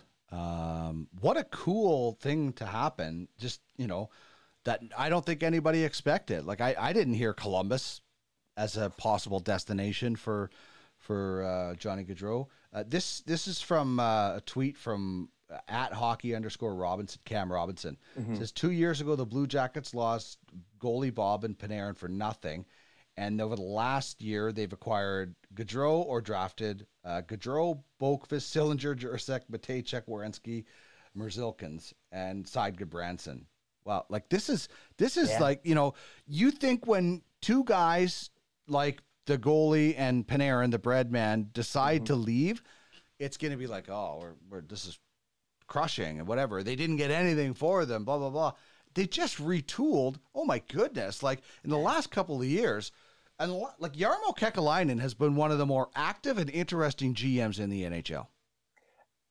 And especially to have the, take your 3rd overall pick in Pierre-Luc Dubois, who wasn't happy with Torts. And again, maybe Bobrovsky and Panarin are somewhat of the Torts factor there as well. But, and obviously Torts is now the coach in Philly, where Johnny Gaudreau is rumored to go. But there might have been a Torts factor there. But Pierre-Luc Dubois, to trade him for Patrick Laine in such a blockbuster. And again, who knows what happens with Laine, but to choose Zach Werenski over Seth Jones and have Jones basically sign the same deal as Werenski. And, again, you look at 3 of those pieces that Cam Robinson mentioned, all came indirectly from trading Seth Jones. I mean, Boqvist was part of the package along with 2 first-round picks that turned into Sillinger and Jurasek. And who would have thought Chicago, when they got Jones and they had Kane and DeBrincat, I mean, DeBrincat's gone now. Dylan Strome was supposed to break out. Kirby Dach was supposed to break out. None of those guys are left in Chicago. Taves obviously had the respiratory issue, the breathing, and was sidelined for a lot of the year. Fleury didn't pan out there, ended up traded to Minnesota, where he's since re-signed. But, Chicago looked like they were going to take one more run with that core. And that was even before they traded Duncan Keith. Or right around that same time. But yeah, you look at what Columbus got back for Seth Jones. You look what Chicago is left with now, and wow, what a compare and contrast that is between the Blue Jackets and the Blackhawks. That's just crazy. That's just like, what a wild turn of events. Like, so what happens with Kadri now? Like, is Nazem Kadri sitting there going, Johnny Gaudreau is getting 9.5? Like, we all thought Kadri was going to start with a 9. So what does Kadri do now if Gaudreau is getting 9.5? I don't know what happened. That $12 million deal must have been erroneous, because otherwise Johnny Gaudreau would be making $12 million. So I don't know where that kind of all came from. But what does this do for Nazem Kadri, and how worried is Andrea Korenduk? Yeah, I mean, and maybe that's a little bit of a good thing for Kadri. If Gaudreau came under 10, then maybe that pushes Kadri under 9. Not sure. Calgary, they haven't made their big splash yet. Somebody's going to overpay, right? Like, somebody on this list is going to get overpaid. And yeah, you take the top name off the big board there, Gaudreau, and now you're going to see some domino effect. Some of the teams that were in on Gaudreau, again, New Jersey's got such good center depth. I don't think they're looking at Kadri, but certainly there's some teams now that are going to start upping their offer and get into a bidding war for Kadri because they lost out on Gaudreau. I don't think Philly's necessarily that team either, because they have, Couturier, Sean Couturier and Kevin Hayes down the middle. I don't think they have room for a Kadri. So cap problems. Yeah, and cap problems. So I don't know where the suitors will emerge for Nazem Kadri now. And maybe he, sometimes you wait too long and you end up getting, trickled out. And obviously Colorado made Nichushkin a priority and signed him, and also signed Josh Manson and Arturi Lehkonen as guys they brought in at the deadline. So I don't think the money's there for Kadri anymore, unless he was to take a $5 or $6 million deal, which he obviously won't. So, but it might be a blessing for the Grizzlies. It might bring Kadri down in that $8 million range potentially. And again, the Calgary Flames still have another elephant in the room, Dean, and that is Matthew Tkachuk, who needs a $9.5 million, got a $9.5 million qualifying offer to not cut him loose as a free agent just the other day. And so now he's got to make at least $9.5 million unless he negotiates himself down, but no agent will ever do that. So now you're looking at Tkachuk at 9.5. And do you bring Kadri into Calgary with, I think Kadri and Tkachuk could work well together. You still have some other good young players in Calgary, but maybe Calgary trades Tkachuk and really goes into a retool. And again, just where does Kadri land now? It's going to be interesting because everybody wants a center like Kadri, who just scored a big overtime goal in the game 5 of the Cup final to really put the stranglehold on for Colorado to win that cup, to come back and score that goal, and the playoffs he had and the season he had there. His value has got to be as there's always a premium on centers. I still think somebody's going to give Nazem Kadri, in that $9 million range. But again, Johnny Gaudreau staying under 10, that might help the Grizzlies a little bit, unless Nazem Kadri suddenly goes to the top of this big board as the highest paid free agent this summer, which again, a center with a little more size and a cup ring versus a smaller winger who really limited his options because he wanted to play in that Metro division. There might be a bigger offer out there for Kadri than what Gaudreau got, but the Grizzlies now are on. They were watching already. Now they're glued to the screen to see what happens with Nazem Kadri. And like you said, now he's the big fish, and maybe he will take the offers, and maybe he'll even go visit some of these cities and see, what the living arrangements like, the real estate, the tax situation. I'm sure he's been doing that research leading up to free agency, knowing that Colorado couldn't fit him, and his agents presented all the different possibilities and the pros and cons to each one. But he might go on a tour and visit some of these places. Who knows? Mooch said, that happens a lot in basketball and baseball and stuff, right? The free agency takes longer to play out because they do go visits and do that stuff. I mean, they played in all those cities on the road. They know roughly what they're like. But you don't see it on the road. Like it's like when you fly into Edmonton, you see the worst of it, and then you get downtown. You saw the worst of it at Rexall. I'm going to jump off for a quick break here. Keep going if you want to. I'll be back in 1 minute, Larry. Sounds good, Dean. And it's that's quite the surprising twist there. There's always twists on free agency, always a surprise. Like I said, the free agency predictions contest, 0 for 7. Nobody had Gaudreau to Columbus. And again, I'm looking at Arnie here saying Kent Johnson, David Jiricek, we like it. And Gaudreau with Kent Johnson, they could work some magic in Columbus. And again, I'm really interested to see what happens with Patrick Laine as an RFA, because if Tkachuk's getting 9.5 and from that same draft class, Laine's probably not wanting under 8. And if that's too rich for Columbus, now that they have Gaudreau at 9.5. And like I said, they still have Jakub Voracek there over 8 for 2 more years. Potentially, Patrick Laine may have priced himself out. And we've seen what Carolina has done all day. They did sign Andre Kasha from Toronto as a UFA, a 1-year, $1.5 million low risk move there. But generally speaking, Carolina's been working the trades, acquiring Brent Burns and Max Pacioretty, which are 2 big cap hits. Don't get me wrong, but if they could somehow find the cap space, I think they would love to go back-to-back offer sheets. They managed to retain Sebastian Aho when Montreal tried to offer sheet him. Then they stole Jesperi Kotkaniemi last summer. I think potentially Patrick Laine could still be on that Carolina radar, as could a guy like Jesse Puljujärvi. If you're going up and down the list of Sebastian Aho's Finnish buddies that are available, certainly Jesse Puljujärvi is available via trade and will likely move. And Arnie said that's one trade we missed as well, is Connor Brown to Washington for a 2nd-round pick. Ottawa freeing up more money, Dean. Connor Brown to Washington for a 2nd-round pick. There's been reports that Ottawa is not happy with their blue line. DJ Smith, the coach, I think they definitely want to add another guy. Jacob Chychrun's on their radar. It'd be interesting to see. And the Royals, Arnie would love to see Jacob Chychrun with DeBrincat and all these guys, Giroux, everybody that's going to Ottawa, Thomas Chabot obviously being there already, Jake Sanderson coming in as a impact rookie potential, like Owen Power to challenge for the Calder next year. A defenseman just won the Calder, Maurice Seider. So look for Jake Sanderson and Owen Power to be in the mix next year. But certainly with Connor Brown, $3.6 million out the door. That was a rumor, Dean. I listened to John Shannon and Bob Stauffer today when I was out getting lunch. They were talking about speculating that Connor Brown could be an Oiler for draft capital, that the Senators would then turn those draft picks into a defenseman. And they mentioned Jacob Chychrun as a target. So I don't think Ottawa's done yet, but they free up $3.6 million to potentially redeploy on a defenseman. Even a guy like, when I think of the coach, DJ Smith, and I see Nikita Zadorov out there, I think that's the kind of smash mouth shutdown defender that Ottawa, if you want to continue having the, arguably the best offseason of any team in the NHL, a guy like Nikita Zadorov in Ottawa would be a nice shutdown guy, big physical guy that DJ Smith would certainly like. But I do think Jacob Chychrun as a more of a high end guy that would fit still in their young core going forward. Chychrun or Zadorov to Ottawa. Keep an eye on that now that they freed up the cap space by moving Connor Brown to Washington for a second-round pick.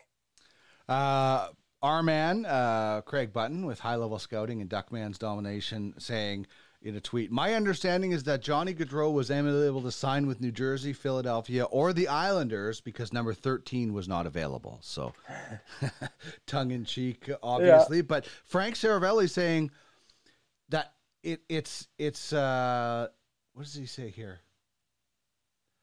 It sounds like Johnny Gaudreau left somewhere between $15 and $17.5 million on the table in Calgary by choosing Columbus, depending on the final total. Not sure anyone saw that coming, except for people that thought Johnny Gaudreau wanted to go closer to home. And, Columbus isn't New Jersey or isn't Philadelphia, but it's still closer than Calgary is. And when that kind of offer comes in, that's when you have to look at it and say, how do we not? Like, we're still closer. Somebody said this would be like Connor McDavid saying, I want to go closer to home and signing with the Winnipeg Jets. It's because it's not that close, but it's still closer. You're still, in a time zone closer to your family. I just think there's so many things that go into this for hockey players. And, like I've talked to, and I know you've talked to enough guys, guys that are from the East want to get back to the East. Like, I know Johnny Gaudreau spent a bunch of years in the West, but the travel is harder in the West. And I know that Columbus isn't exactly on the East Coast, but it's still closer and still an easier travel schedule and all those things. I mean, those guys in the Atlantic Division that take trains everywhere, the guys in the West envy those guys all the time. So small things like that do play a big role. And then when you get a big offer, well, you've already told Calgary that you want to go home.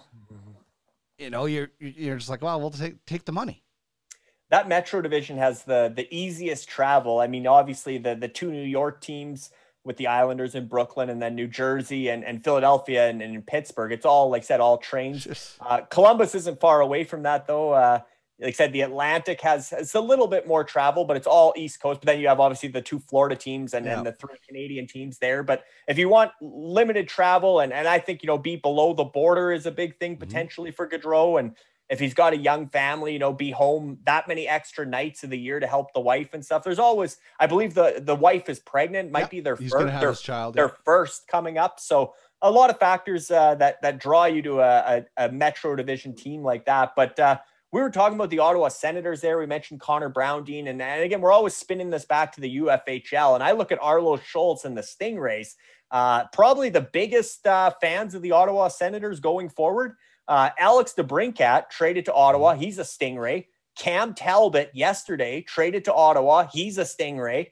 And then we were just talking about Connor Brown. Well, he's a Stingray. Now he's on his way to Washington. But almost had a collection of Senators show up on the Stingrays roster. They also have Justin Schultz, who's from right here in West Kelowna. He signed with Seattle, other than Vancouver, our nearest geographical hometown team. Justin Schultz, now a member of the Seattle Kraken and kind of an offensive two-way guy on their blue line. I think the Stingrays threw Justin Schultz on the trade block as soon as they saw his new cap hit. Not that it's completely out of there, but they're another team that's already been clearing cap space this offseason. Dean, you saw them trade Taylor Hall and Jordan Eberle, $10 million in cap space for Mason Appleton and Josh Archibald, who now signed with Pittsburgh today, as well as some futures. But again, these contending teams that loaded up in the UFHL this past season, the cap crunch is real. And they're having to take their losses in order to get cap compliant going into next season. And specifically the Stingrays, they have Adam Fox. He's now a $9.5 million defenseman. They had Zach Werenski. They flipped him to the Gators and got Torrey Krug back, who makes a little bit less money. But still, the challenges of managing the cap, the Stingrays don't have a backup goaltender yet for Cam Talbot. So, but a name that's out there in the UFHL, Dean, is Anton Forsberg of the Titans, because the Titans have, as we talked about throughout the playoffs, Andre Vasilevsky is their franchise goaltender, and they have Jake Ottinger, who, is no longer waiver exempt. So obviously Jake Ottinger is getting bumped up, and Anton Forsberg's the odd man out. Maybe the Stingrays go with that Ottawa tandem if they believe in DeBrincat as one of their franchise players that the Senators are going to trend up. Maybe you go Talbot Forsberg and try and acquire Forsberg from the Titans to have that Senators pairing. But interesting to see what the Stingrays do with their goaltending, but certainly with Cam Talbot and Alex DeBrincat, two of their go-to guys, now members of the Ottawa Senators. You have to think Arlo Schultz will be watching a lot more Senators games this year, thanks to his UFHL franchise, the Stingrays. Well, and it's going to be really interesting to see what happens as, some more contracts start trickling in, and, maybe some of those, guys that are, you don't have a problem paying for a guy who produces in the top six. It's when you start paying, $3-4 million, $5 million for guys that are in your bottom six. That's when you have to make those changes. Like, nobody wants to change the top players, but then again, nobody wants to take those bottom six players making the $5 million. So it's certainly a delicate line that you have to walk when you get above or close to that salary. And that certainly is going to happen. And then, there's franchises like the Bentley Jacks and myself and numerous others that can take on the salary. The question you have to ask yourself, if you're one of those teams that's up against the cap, is, what do you want to get back? Do you want to just dump cap like the Vegas Golden Knights did with Max Pacioretty and Coughlin and just give it away? Or do you want to get something back in the form of prospects or draft picks? Because, you're not, or unless somebody's trading like an entry-level contract or something, because that's the point of it. And that's what it's going to be up to those teams, is to shop around and say, okay, this team is offering to take this guy, and this is what we have to give them. And, be prepared to give something up, or get something and make a hockey trade, because you're either dumping salary and giving it away, or you're getting picks and prospects back. And there's lots of teams in different situations. Some have lots of cap room and not the best prospects for picks. Some don't have as much cap room, but better prospects and picks. So it depends on your situation, and teams are going to go in a few different routes. And, the circle of life will continue. The bad teams will get a little bit better, and the top teams will get a little bit worse. And you make a good point there, Dean. If you're a top team and you want to hand pick which guy you're getting rid of, then that's where you have to add the sweetener. If you want to make a hockey deal, again, using the Gators as an example, knowing that Nathan McKinnon is entering his last season at $6.3 million, JT Miller's entering his final season at $4.5 million. They're at $10 million combined this year. Next year, they're going to be at $20 million combined. So the Gators, if they want to move JT Miller in advance, we can use the real world as well, the Vancouver Canucks. You can make the move for JT Miller, make a hockey deal and get a good player back, or you can move James Van Riemsdyk, who's, a $7 million player that's maybe not as desirable, and throw in a good prospect like, Scott Perunovich or Robin Salo or somebody like that with JVR to a rebuilding team that has a lot of cap space, and take back, a Mason Appleton or somebody that's a little less desirable player.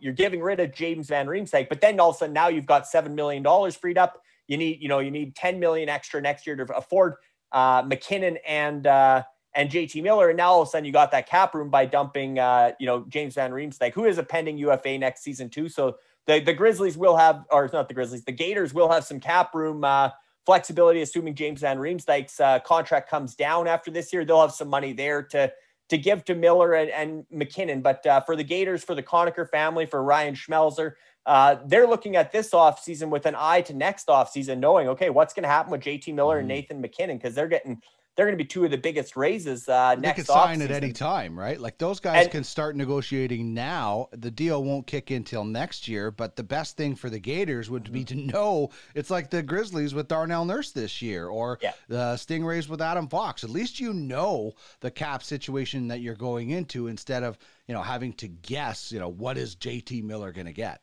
And especially McKinnon. I don't think Colorado would let that linger in any hard feelings entering the season. He's their captain, their franchise or assistant captain. Landeskog's captain, but face of the franchise. So they just won the cup. Joe Sakic moving up to president of hockey ops. Chris McFarland promoted to GM. But they're going to get that McKinnon deal done any day now, and he is going to be the And I look at McDavid, 12.5. McKinnon's an all, like I said, total. We talked about Jack Campbell being an awesome teammate. So is Nathan McKinnon. He learns from one of the best, and Sidney Crosby, his mentor. Crosby took less to keep a winning team together in Pittsburgh. I think McKinnon will as well, but it's got to at least start with a 10, right? I mean, he should get at least what Austin Matthews and Marner got, like 11.5, but I could see him taking in that 10 to 12 range. I don't think he's eager to be the highest paid player in the league above McDavid, even though he probably could command that now. But yeah, I think McKinnon's going to get that big bump. And I think you're right. I think the Gators will have a full year to plan for that, because I'd be shocked if that contract isn't announced before August 1st, but definitely before the season starts. But the JT Miller one is a trickier one, because Vancouver's probably going to keep him and trade him at the deadline, unless they get blown away by an offer. So for the Gators, they are going to have to probably wait until either the trade deadline, and it's like a sign and trade sort of thing, and then or going into the off season, which is always so much harder to make any of those kind of plans. But it's what you have to do, and those guys know that better than anything, because they might have been cap casualties at times at different organizations themselves. Exactly. Yeah. With the real world connections in the UFHL. Now we have the entire Malone family joining us in the Dynasty franchise. Brad Malone, one of our UFFS digital athletes, is now part of the management group there. Obviously Ryan Malone and Greg Malone, the ownership group with the Dynasty franchise. And kind of cool that, Brad Malone, captain of the Bakersfield Condors, just re-signed a new 2-year deal, NHL deal with the Edmonton Oilers. Played in the final round or conference finals with the Oilers in the playoffs. So, but I think it's so cool to have Brad Malone, captain of the Bakersfield Condors, running the Gators, and then running the Dynasty franchise now with Ed Palumbo and Mark Yates and the group there. He's part of that management group. And then division rivals, the Gators, you got captain of the Utica Comets, the New Jersey Devils farm team, Ryan Schmelzer. So you got 2 AHL captains in the real world managing as division rivals in the Ultimate Fantasy Hockey League. So a lot of real world hockey people getting involved with UFF Sports and the Ultimate Fantasy Hockey League. And that's such a cool dynamic. But you're right, the cap casualties. And I compare that Miller and Gators situation, Dean, is quite comparable to what the Grizzlies just went through with Nazem Kadri, and how they had to move Jaden Schwartz in advance to know that they'd have that $5 million extra cap room for Kadri if he did go all the way to $10 million. I think Ryan Schmelzer is well aware of the cap implications with JT Miller. He has shopped him, much like the Vancouver Canucks, a couple times since the trade deadline. He was up the offseason. But one thing we know about the Conacher family, Corey and Shane being part of the management group, Dave, the owner, and obviously Corey played with the Tampa Bay Lightning for a number of years, now playing with Bern in Switzerland. But you look at their management group and their experience. And one thing that we know about NHL GMs, Dean, as well as what we're seeing from the Gators management group, patience. I'm sure they've had lots of lowball offers for JT Miller, but they're waiting, just like the Vancouver Canucks, for an offer that's going to, if they're moving JT Miller, it's got to be something that's going to keep the Gators a top 10 franchise going forward. Because I don't think they're rebuilding as long as Nathan McKinnon's their franchise player. Yeah, well, hopefully if Ryan is watching, check your DMs, because we have sent you a message about JT Miller, and it wasn't a lowball offer. We're just trying to find out what you might want. So make sure you check your DMs, as we, like we've made no secret. We've got a lot of guys on the table, and we're looking for at least one, but hopefully two top six forwards. We want a top three forward, another one, and then we got a top six. And, when you're a team that's rebuilding, you can take on bad contracts, just like you were talking about. Last year, we took on Jeff Skinner's contract, and we got Martin Chromiak. We also got a 2024 first-round pick, and then we used Chromiak to as part of the package for Kucherov. I mean, that's what you do. You collect assets, and then you use them. Like, we have spent a lot of assets, and some people might say we've overspent, but we had a lot to spend. And I want to get deals done, some of them, and we're using the assets that we have collected over the past 2 years. That's how if you're just sitting on your hands waiting for teams to approach you about a trade, it's not going to happen. There are proactive ways to make deals and improve your franchise. And one of them is going to happen on Sunday.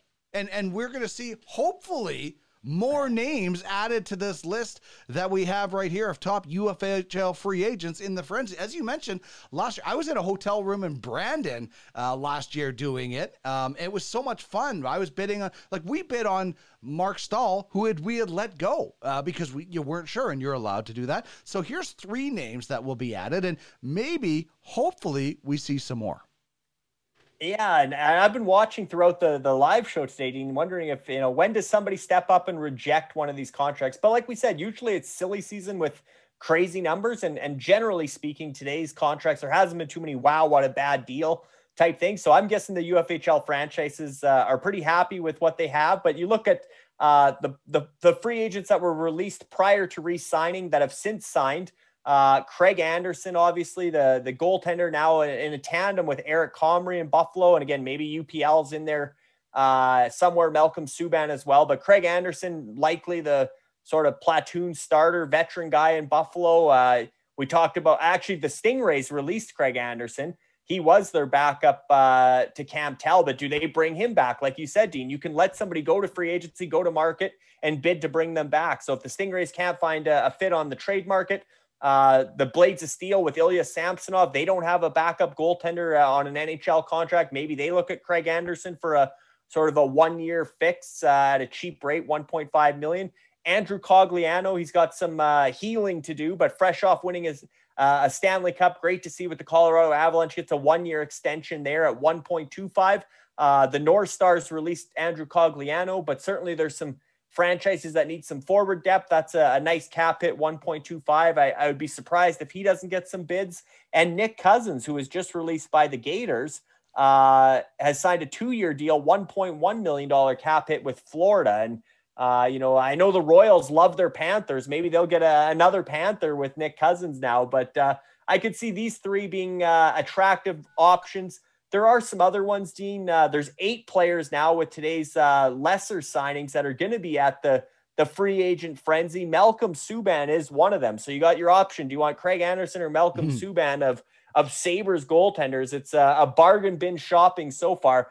But Connor Carrick also signed a 1-year deal, $750K. The other 4, Malcolm Subban got $850K. The other 4 are all league minimum guys, kind of tweeners. Connor Carrick in Boston, Anthony Bedetto in Florida, and then 2 goaltenders. Lots of goaltenders potentially available in the free agent frenzy.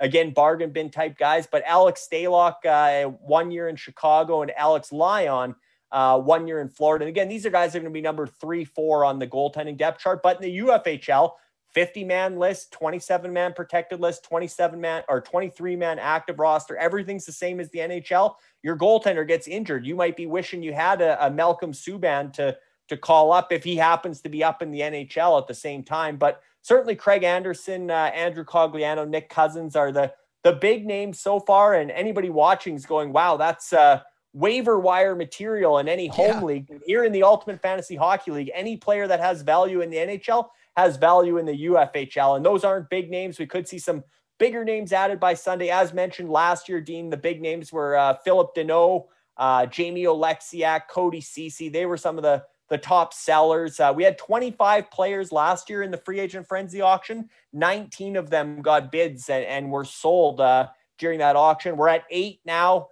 with only 3 that are, NHL regular type guys in Anderson, Cogliano, and Cousins. So we'll see what shakes out in the next 24 hours, Dean. There's over 100 signings today. Some of those might get rejected. I know you mentioned Nick Patan. You're still waiting on Phil Kessel, among others. I don't think you're going to reject Phil Kessel because his cap hit's going down and you've budgeted for it, but waiting to see his landing spot. But definitely there will be some others around the league with the cap crunch, as we mentioned. Rather than take a loss or do a buyout or something a year from now, you might just want to cut your losses in that 24-hour window, release them to free agency, and then sit back and enjoy the bidding war. You don't get any revenue from the free agent frenzy auction. 90% goes to the prize pool, 10% to the platform. But certainly you want to see that prize pool get bumped up by some bidding wars. Whereas if you, and this is another strategy, Dean, that some franchises will certainly take, rather than release them now, hang on to them to the waivers, the preseason waiver deadline, especially if they're under that threshold of 1.125 million cap hit, which is the buried threshold. If they're under that, which, a lot of these guys we're talking about are, they don't count against the cap when they're on your protected list or in your minors. Only the guys above 1.125 million do. So in a lot of cases, you might, as a franchise, the owner might say, hey, let's hang on to this guy. He's not going to make our active roster. Let's just hang on to him. Let's waive him at preseason waiver deadline. Even if a $25 bid comes in or a $50 bid, whatever the case, 60% of that goes to the franchise that has the player. 30% goes to the prize pool and 10% goes to the platform or the league. Whereas now, if you release them outright, you get no return, 90% to the prize pool versus 60% back to the franchise on waivers. So waivers is a strategy. We'll see. I looked at UFHL sheets this week again, Dean. Across the league, the amount of guys that aren't currently penciled into active rosters, there's close to 100 players that'll have to clear waivers before the season, including some decent names. But the one thing to note there, Dean, is that's not counting for IR. Prior to the waivers deadline, you will be able to place players on the IR. So you look at West Coast Express, they're going to have to waive this guy. Well, they have Brad Marchand on the IR. You look at the Mystics, and actually this is an interesting one. Somebody texted me just a couple minutes ago and said, Seattle's going with 3 goaltenders this year. Well, actually, Dean, Chris Drieger is going to be LTIR. He was hurt at the World Championships playing for Canada and underwent surgery. He's likely out till after Christmas. Yeah. So that's a good break for the Mystics because Jeremy Swayman is no longer waiver exempt. He's waiver eligible, and they have Linus Ullmark. They are shopping Linus Ullmark, but they have the Boston tandem. They can go with Ullmark and Swayman. Well, Chris Drieger will definitely be on LTIR to start the season. So again, there's going to be, as much as it looks like, this guy's going to be available on waivers, a lot of those guys are going to end up on active rosters when the IR spots start filling up. And in the UFHL, Dean, a lot of home leagues, you only get 2 IR spots, or you only get, 3 IR spots. The UFHL mirrors the real world. If you're injured, you're on the IR. So you could have 10 guys on IR and call up all these guys from the protected list before that preseason waivers deadline. But obviously you have to have proof that they're going to start on the IR in the NHL, that they are actually injured. But I think IR will shake that up across the league as to lowering the number of waiver players from maybe close to 100 back to closer to 50. But there's going to be some decent ways to, throughout the offseason leading up to the preseason roster deadline, there's different ways to acquire talent, especially if you're a franchise that needs to upgrade some spots. Trading is a big one, but also the waivers and the free agent frenzy this Sunday. And then, that waivers deadline's looming after the free agent frenzy because if they don't have room for them, they're either going to trade them or likely lose them and take the 60% return on investment or revenue from that waivers auction. So it'll be interesting to see how franchises manage their way around having an excess of talent and how franchises that have some open spots and are looking to upgrade, how they end up filling those spots throughout the offseason, including the free agent frenzy on Sunday. Well, that's the good thing is when you see a guy like, I don't like bottom 6 guys on long contracts because those guys are so interchangeable. But when you see a guy like Nick Patan, who's not even a regular in the NHL, sign a $750,000 deal, you can just waive that guy. He's probably not going to get picked. If he is, you're getting a little bit of cash. So that's the thing. It's when I think their threshold is like 1.5 million or something like that. So when you're sending a guy down, like we had Michael Kempney in the minors, we picked him up from the Can West Generals last year. and had him buried in and for a while, and you're paying a little bit. But if it's under that, that's exactly what you do. You just keep those guys, put them on waivers if you have to, most likely, because remember, everybody else is putting on somebody on waivers too. It's just like in the NHL. People are always saying, why don't you claim this guy and this guy? Well, because you got to put them on your roster, and you're already trying to get guys off your roster. So there's a really good chance. That's why not a lot of guys get claimed on waivers at the start of the year. So if the guy is under that threshold, you might as well keep him, and then exactly what you do is you just put him on waivers. You either sneak him through if you have room, or you get a little bit of cash back. So just another way where guys can be smart. You don't have to be like, oh, we can't take that. You have time because there's no cap in the off season. That's a great point, Dean, about any claim you make has to go on your active roster, and those spots are at a premium already. And that's why you look across the league, most franchises do have, 5+ guys that have to clear waivers. Just like the NHL, the last day of training camp coming out of the preseason, everybody waives 10 guys to go to the AHL, and barely any get claimed. Alex Nedeljkovic went through waivers last year, as an example, or 2 years ago, and then was a finalist for the Calder Trophy. But there's always these guys that go through waivers at the start of the season, and everybody's shocked they clear. But okay, you claim them, then you got to, you have to have that spot available on your active roster for the next day. If you don't have time to trade somebody or make room, you got to make room immediately. You make the claim, you have to announce a corresponding move the second that claim is successful. So, and same thing in the NHL. So yeah, the waivers, it's almost a make work project for Commissioner Andrea and myself to set up 100 waivers auctions before the season, knowing that probably 5 of them are going to get bids, but no different than all the paperwork at the NHL headquarters as well. But you're right. There's not a lot of waiver claims prior to the season because you have to have a roster spot, an active roster spot among your 23 to bring that player in. And then, and the other thing, Dean, is the nice thing with the preseason waivers is if they clear there, then you have all those players for 30 days exempt. If they do get called up in the NHL or you get an injury in that first week or whatever, then you got a bit of a feeder system with Patan all of a sudden is up in Minnesota, and Duckmans can promote him for 30 days because we have an open spot, and you can stream them with some of your guys that are exempt, some of your prospects that are exempt. So there's always ways to next man up in the UFHL, and because it is a total points league, Dean, the man games played is so important to maximize your games played. That's currency. And so having a guy like Patan who, unlikely to make Minnesota out of camp, but all of a sudden they get an injury, he gets called up. Even if he contributes 5 fantasy points, that can be the difference between a playoff spot come the end of the regular season. As we've seen this year, Dean, playoff spots came down to the very last game, Seattle and Winnipeg on the Sunday there, the makeup game. There was still potential for the wild cards in the Allen Conference in that Gretzky division to shake up. So every point matters, and certainly every game played matters. Arturi Lehkonen, 5 years, $22.5 million, $4.5 million per for a guy who just scores conference-winning goals all the time. So he did it in Montreal, he does it in Colorado, puts both of those teams into the Stanley Cup Finals, and he signs a 5-year, $4.5 million. That Robert Thomas deal today was that was a lot.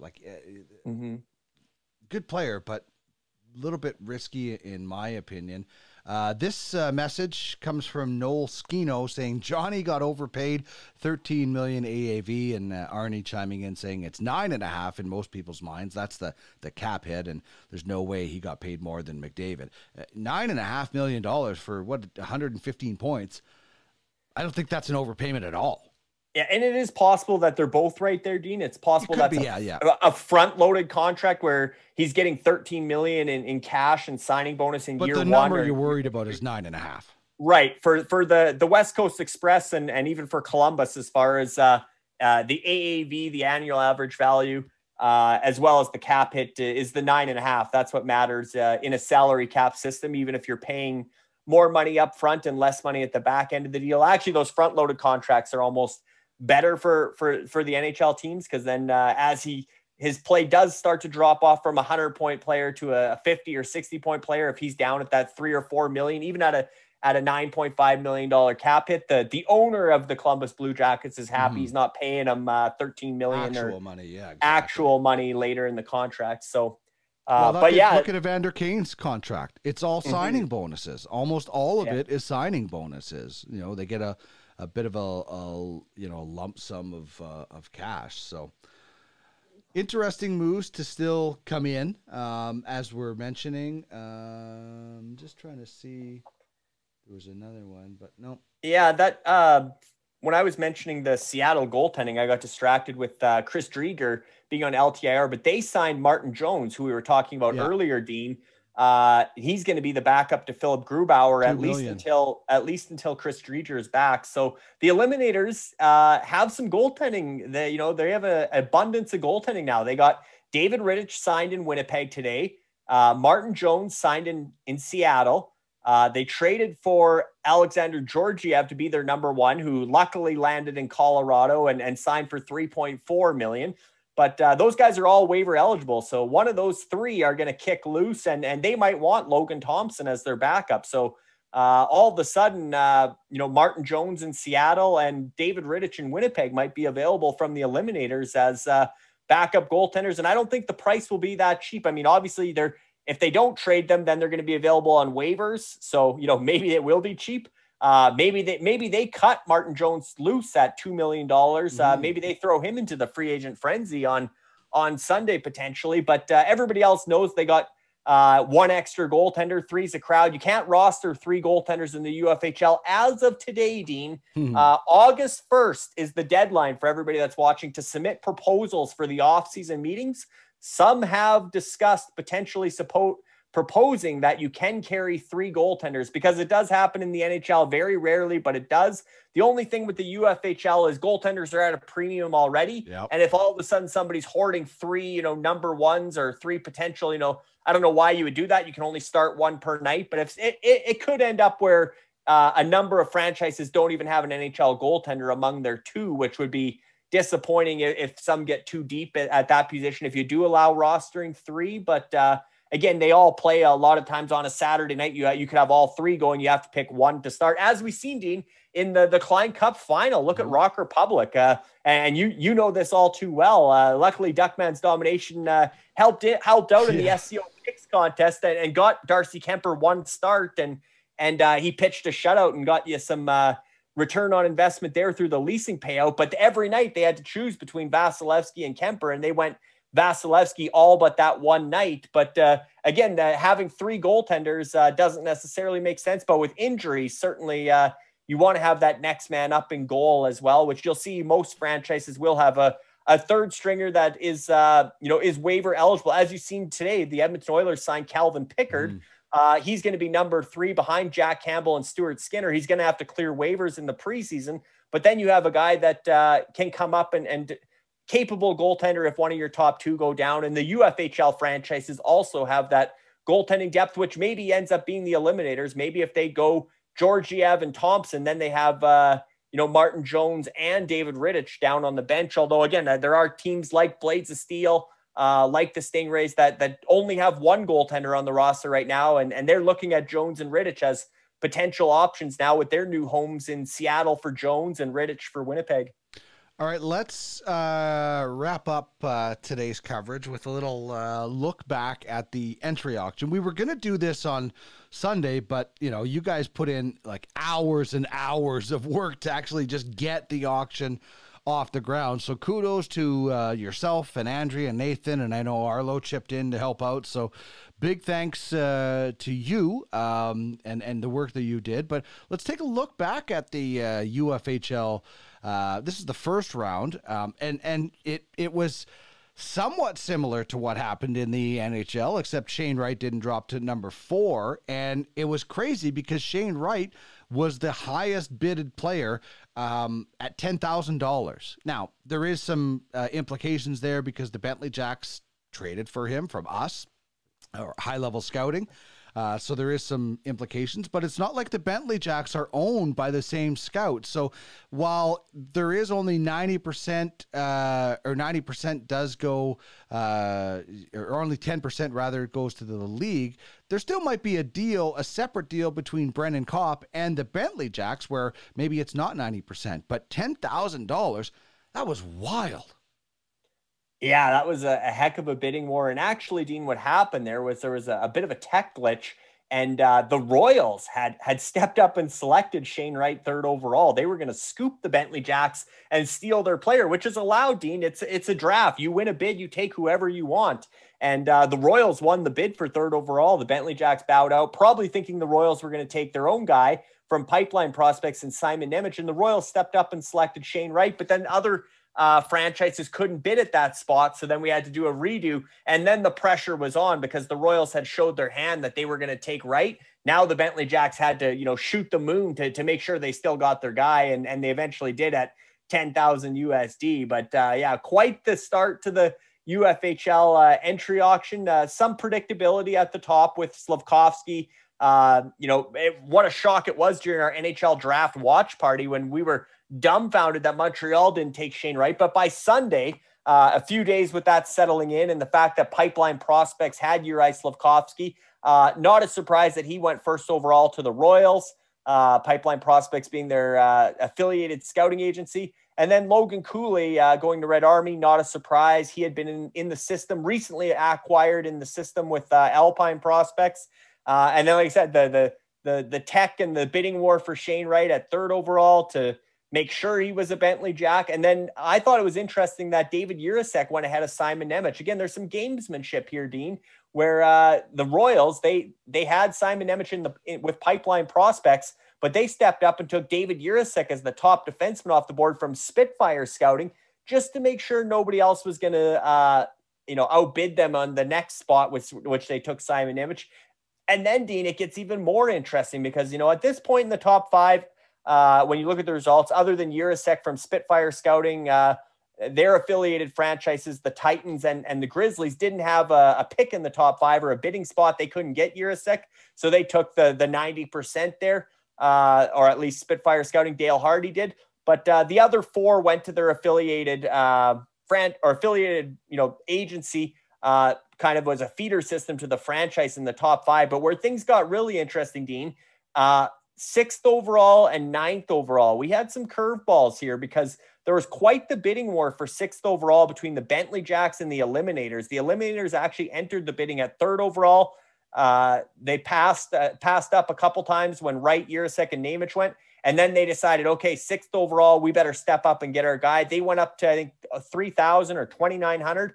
And then they bowed out and they thought, you know what, let's let the Bentley Jacks take their guy, because the Bentley Jacks had acquired the rights, Brennan Kopp did, to Jonathan Lekaramaki, actually, in that Jaden Schwartz deal we were talking about. So they thought that they were going to take Lekaramaki. Well, what does Brennan do? He does the exact same thing that Arnie almost did with the Royals when they tried to take Shane Wright. He steps up and takes Matthew Savoy, who the Eliminators affiliated scout, top-notch scouting with Tel Clout. They had just acquired the rights a month earlier to Matthew Savoy with their scouting agency from Gur Doltak of Doltak Scouting Service. They paid $2,500 American for Matthew Savoy's rights. They bid up to $2,900. They bowed out, and the Bentley Jacks scooped them. They took Matthew Savoy. So now it's on. Now it's a draft. Now it's no more about the affiliations. It's every man for themselves, best player available. And the Eliminators did it at 9. They were in there bidding against CanWest Generals. The Generals entered at 8, bidding away, and the Eliminators won a bid, and they took Kevin Korchinski, who was property of CanWest Scouting Agency. So there was some scooping here throughout the first round, starting at 6th overall and almost starting at 3rd overall. But interesting to see Savoy going to the Bentley Jacks after outbidding the Eliminators, and also Korchinski then a couple picks later going to the Eliminators after outbidding the CanWest Generals. So, but lots of interesting picks in this first round, Dean. Jagger Firkus, sentimental pick, but a guy at 16th overall to the CanWest Generals that, he was a 2nd round pick for Seattle, 34th overall for the Kraken. He goes twice as high in this draft, but again, a real high octane, high offensive guy that could be great for fantasy and great for the CanWest Generals. And the other one that was quote unquote off the board a little bit was Lane Hudson of the aforementioned Eliminators, 28th overall in the UFHL, 1st round pick. He was, I believe, 52nd overall to the Montreal Canadiens in the NHL draft. 5'7", 148-pound defenseman that plays a lot like Adam Fox or Torrey Krug. Really exciting player. A lot of franchises had him targeted that, came out and said, wow, good pick eliminators. We were getting them at 30 or 32. Like he was going to go higher than 52. Tal,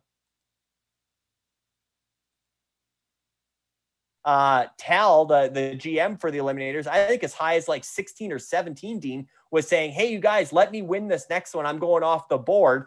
And sure enough, he goes off the board at 28 and takes Lane Hudson. So great pick there. Exciting pick for the eliminators as well. Like I said, Jagger Firkus was an interesting one for the Generals at 16. But overall, you look at this first round and, Miroshnichenko went a little higher, one spot higher. Brad Lambert, a few spots higher. I think the Crypto Knights got to be very excited that Rutger McGroarty, Dean, dropped to 22. He went 14th overall in the NHL draft to your Winnipeg Jets. He got passed over a few times in the teens, slides down to 22nd, and the Crypto Knights had to win a bidding war, go to almost $1,000 USD to get him. But they had to because he's in Prestige Worldwide. They're a scouting affiliation, and they probably didn't expect him to be there, and he was. So they had to step up and make sure they won that bid. I know the Monarchs were thrilled to get the 10th overall pick in the NHL draft. Pavel Mintyukov at the next spot at 23. Connor Geekie, the 11th overall pick in the NHL draft, goes to the reigning Klein Cup playoff champion Rock Republic at 24. Definitely some variance from the NHL, or even a guy like Gleb Trikozov, Dean, down at 31. A first round pick. The UFHL franchises weren't scared off by the Russian factor. As you see, Danila Yurov at 14th overall to Godfathers, up 10 spots from 24th overall to Minnesota in the NHL. And Gleb Trikozov went to Carolina at the end of the second round that was their first pick of the draft. Carolina at the end of the second round, they took Gleb Trikozov. CanWest Generals, they had a couple reaches with Jagger Firkus and Gleb Trikozov, but guys that are real high upside guys, especially for fantasy, guys that could be a big part of the offense going forward for the CanWest Generals in the Ultimate Fantasy Hockey League.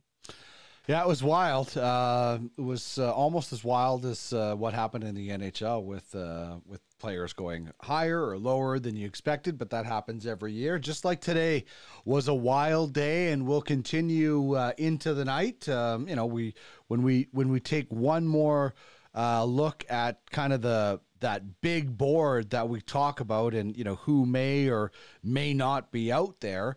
The big name now off of this big board is Johnny Gaudreau, signing in Columbus. Probably the biggest shocker of the day, I'd have to say. But then now Nazem Kadri is licking his chops because his number might have just went up. So if you had to pick, Larry, out of the remaining 4 guys on this list, who do you think signs first? That's a great question. I really think, John Klingberg is going to make up his mind pretty soon. And I think Andrej Palat as well. I think you're right, Dean. I think Kadri and Kessel could take their time a little bit. There's not somebody very comparable to them necessarily. And they probably got a couple teams they're looking at. I think Klingberg, there's going to be a bit of a bidding war still, a right shot defenseman, offensive guy. I think there's definitely a market there. And I think that the fact that the Dallas reunion could still happen, I think that's very much a possibility if he's willing to go into that $7 million range instead of 8 or 9.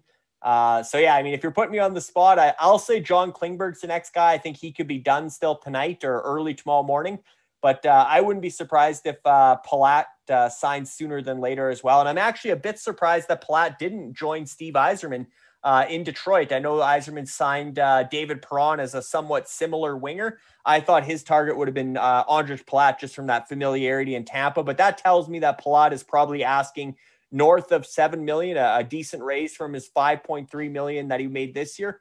Trying to get his one big home run contract, being that he played such an important part in Tampa's last 3 playoff runs, 2 cup rings.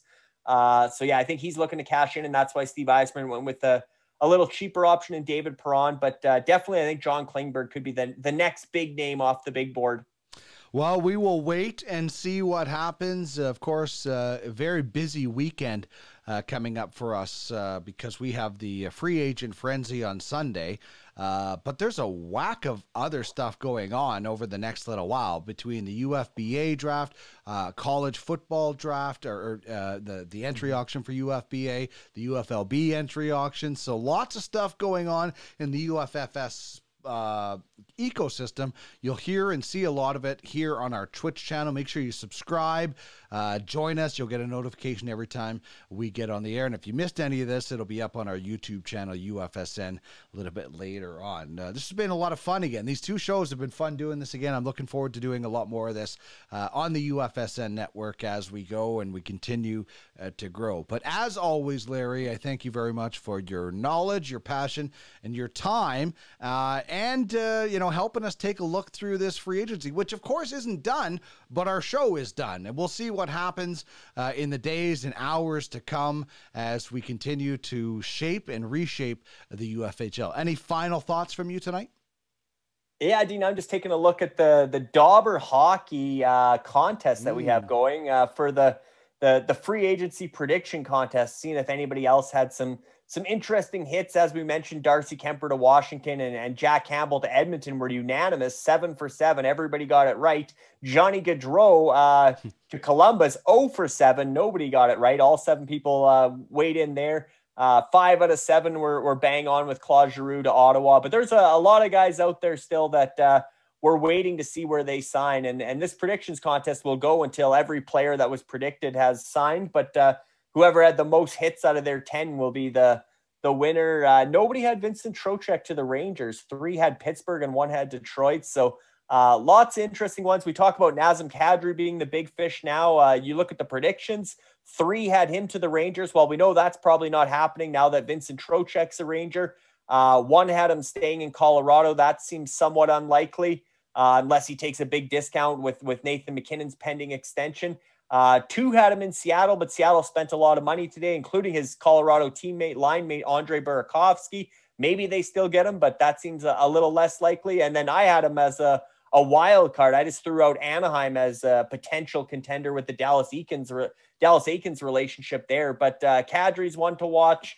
And yeah, again, Dauber hockey, whoever gets the most hits out of 10 will get the fantasy hockey guide that'll be available on August 14th. Excited about the new partnership with Dauber hockey. And like you said, Dean, always a lot of fun covering free agency, covering the draft. This is the busy season. Usually this is Canada Day, right?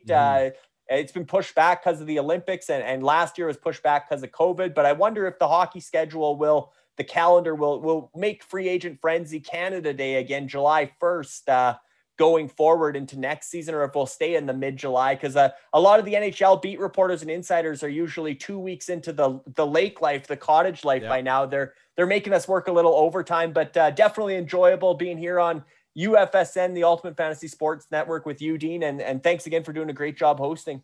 You betcha. This was fun. Scotty says, great stuff today, guys. And Arnie, awesome job, Dean and Larry. It's our pleasure to cover this league like it deserves it, because it is a professional fantasy hockey. Thank you so much, Larry, and to everybody who joined us today and chimed in on the conversation. We really appreciate it. Enjoy the weather if it's sunny where you are. Be safe, and we'll talk to you again very soon. That's it for us tonight. Take care.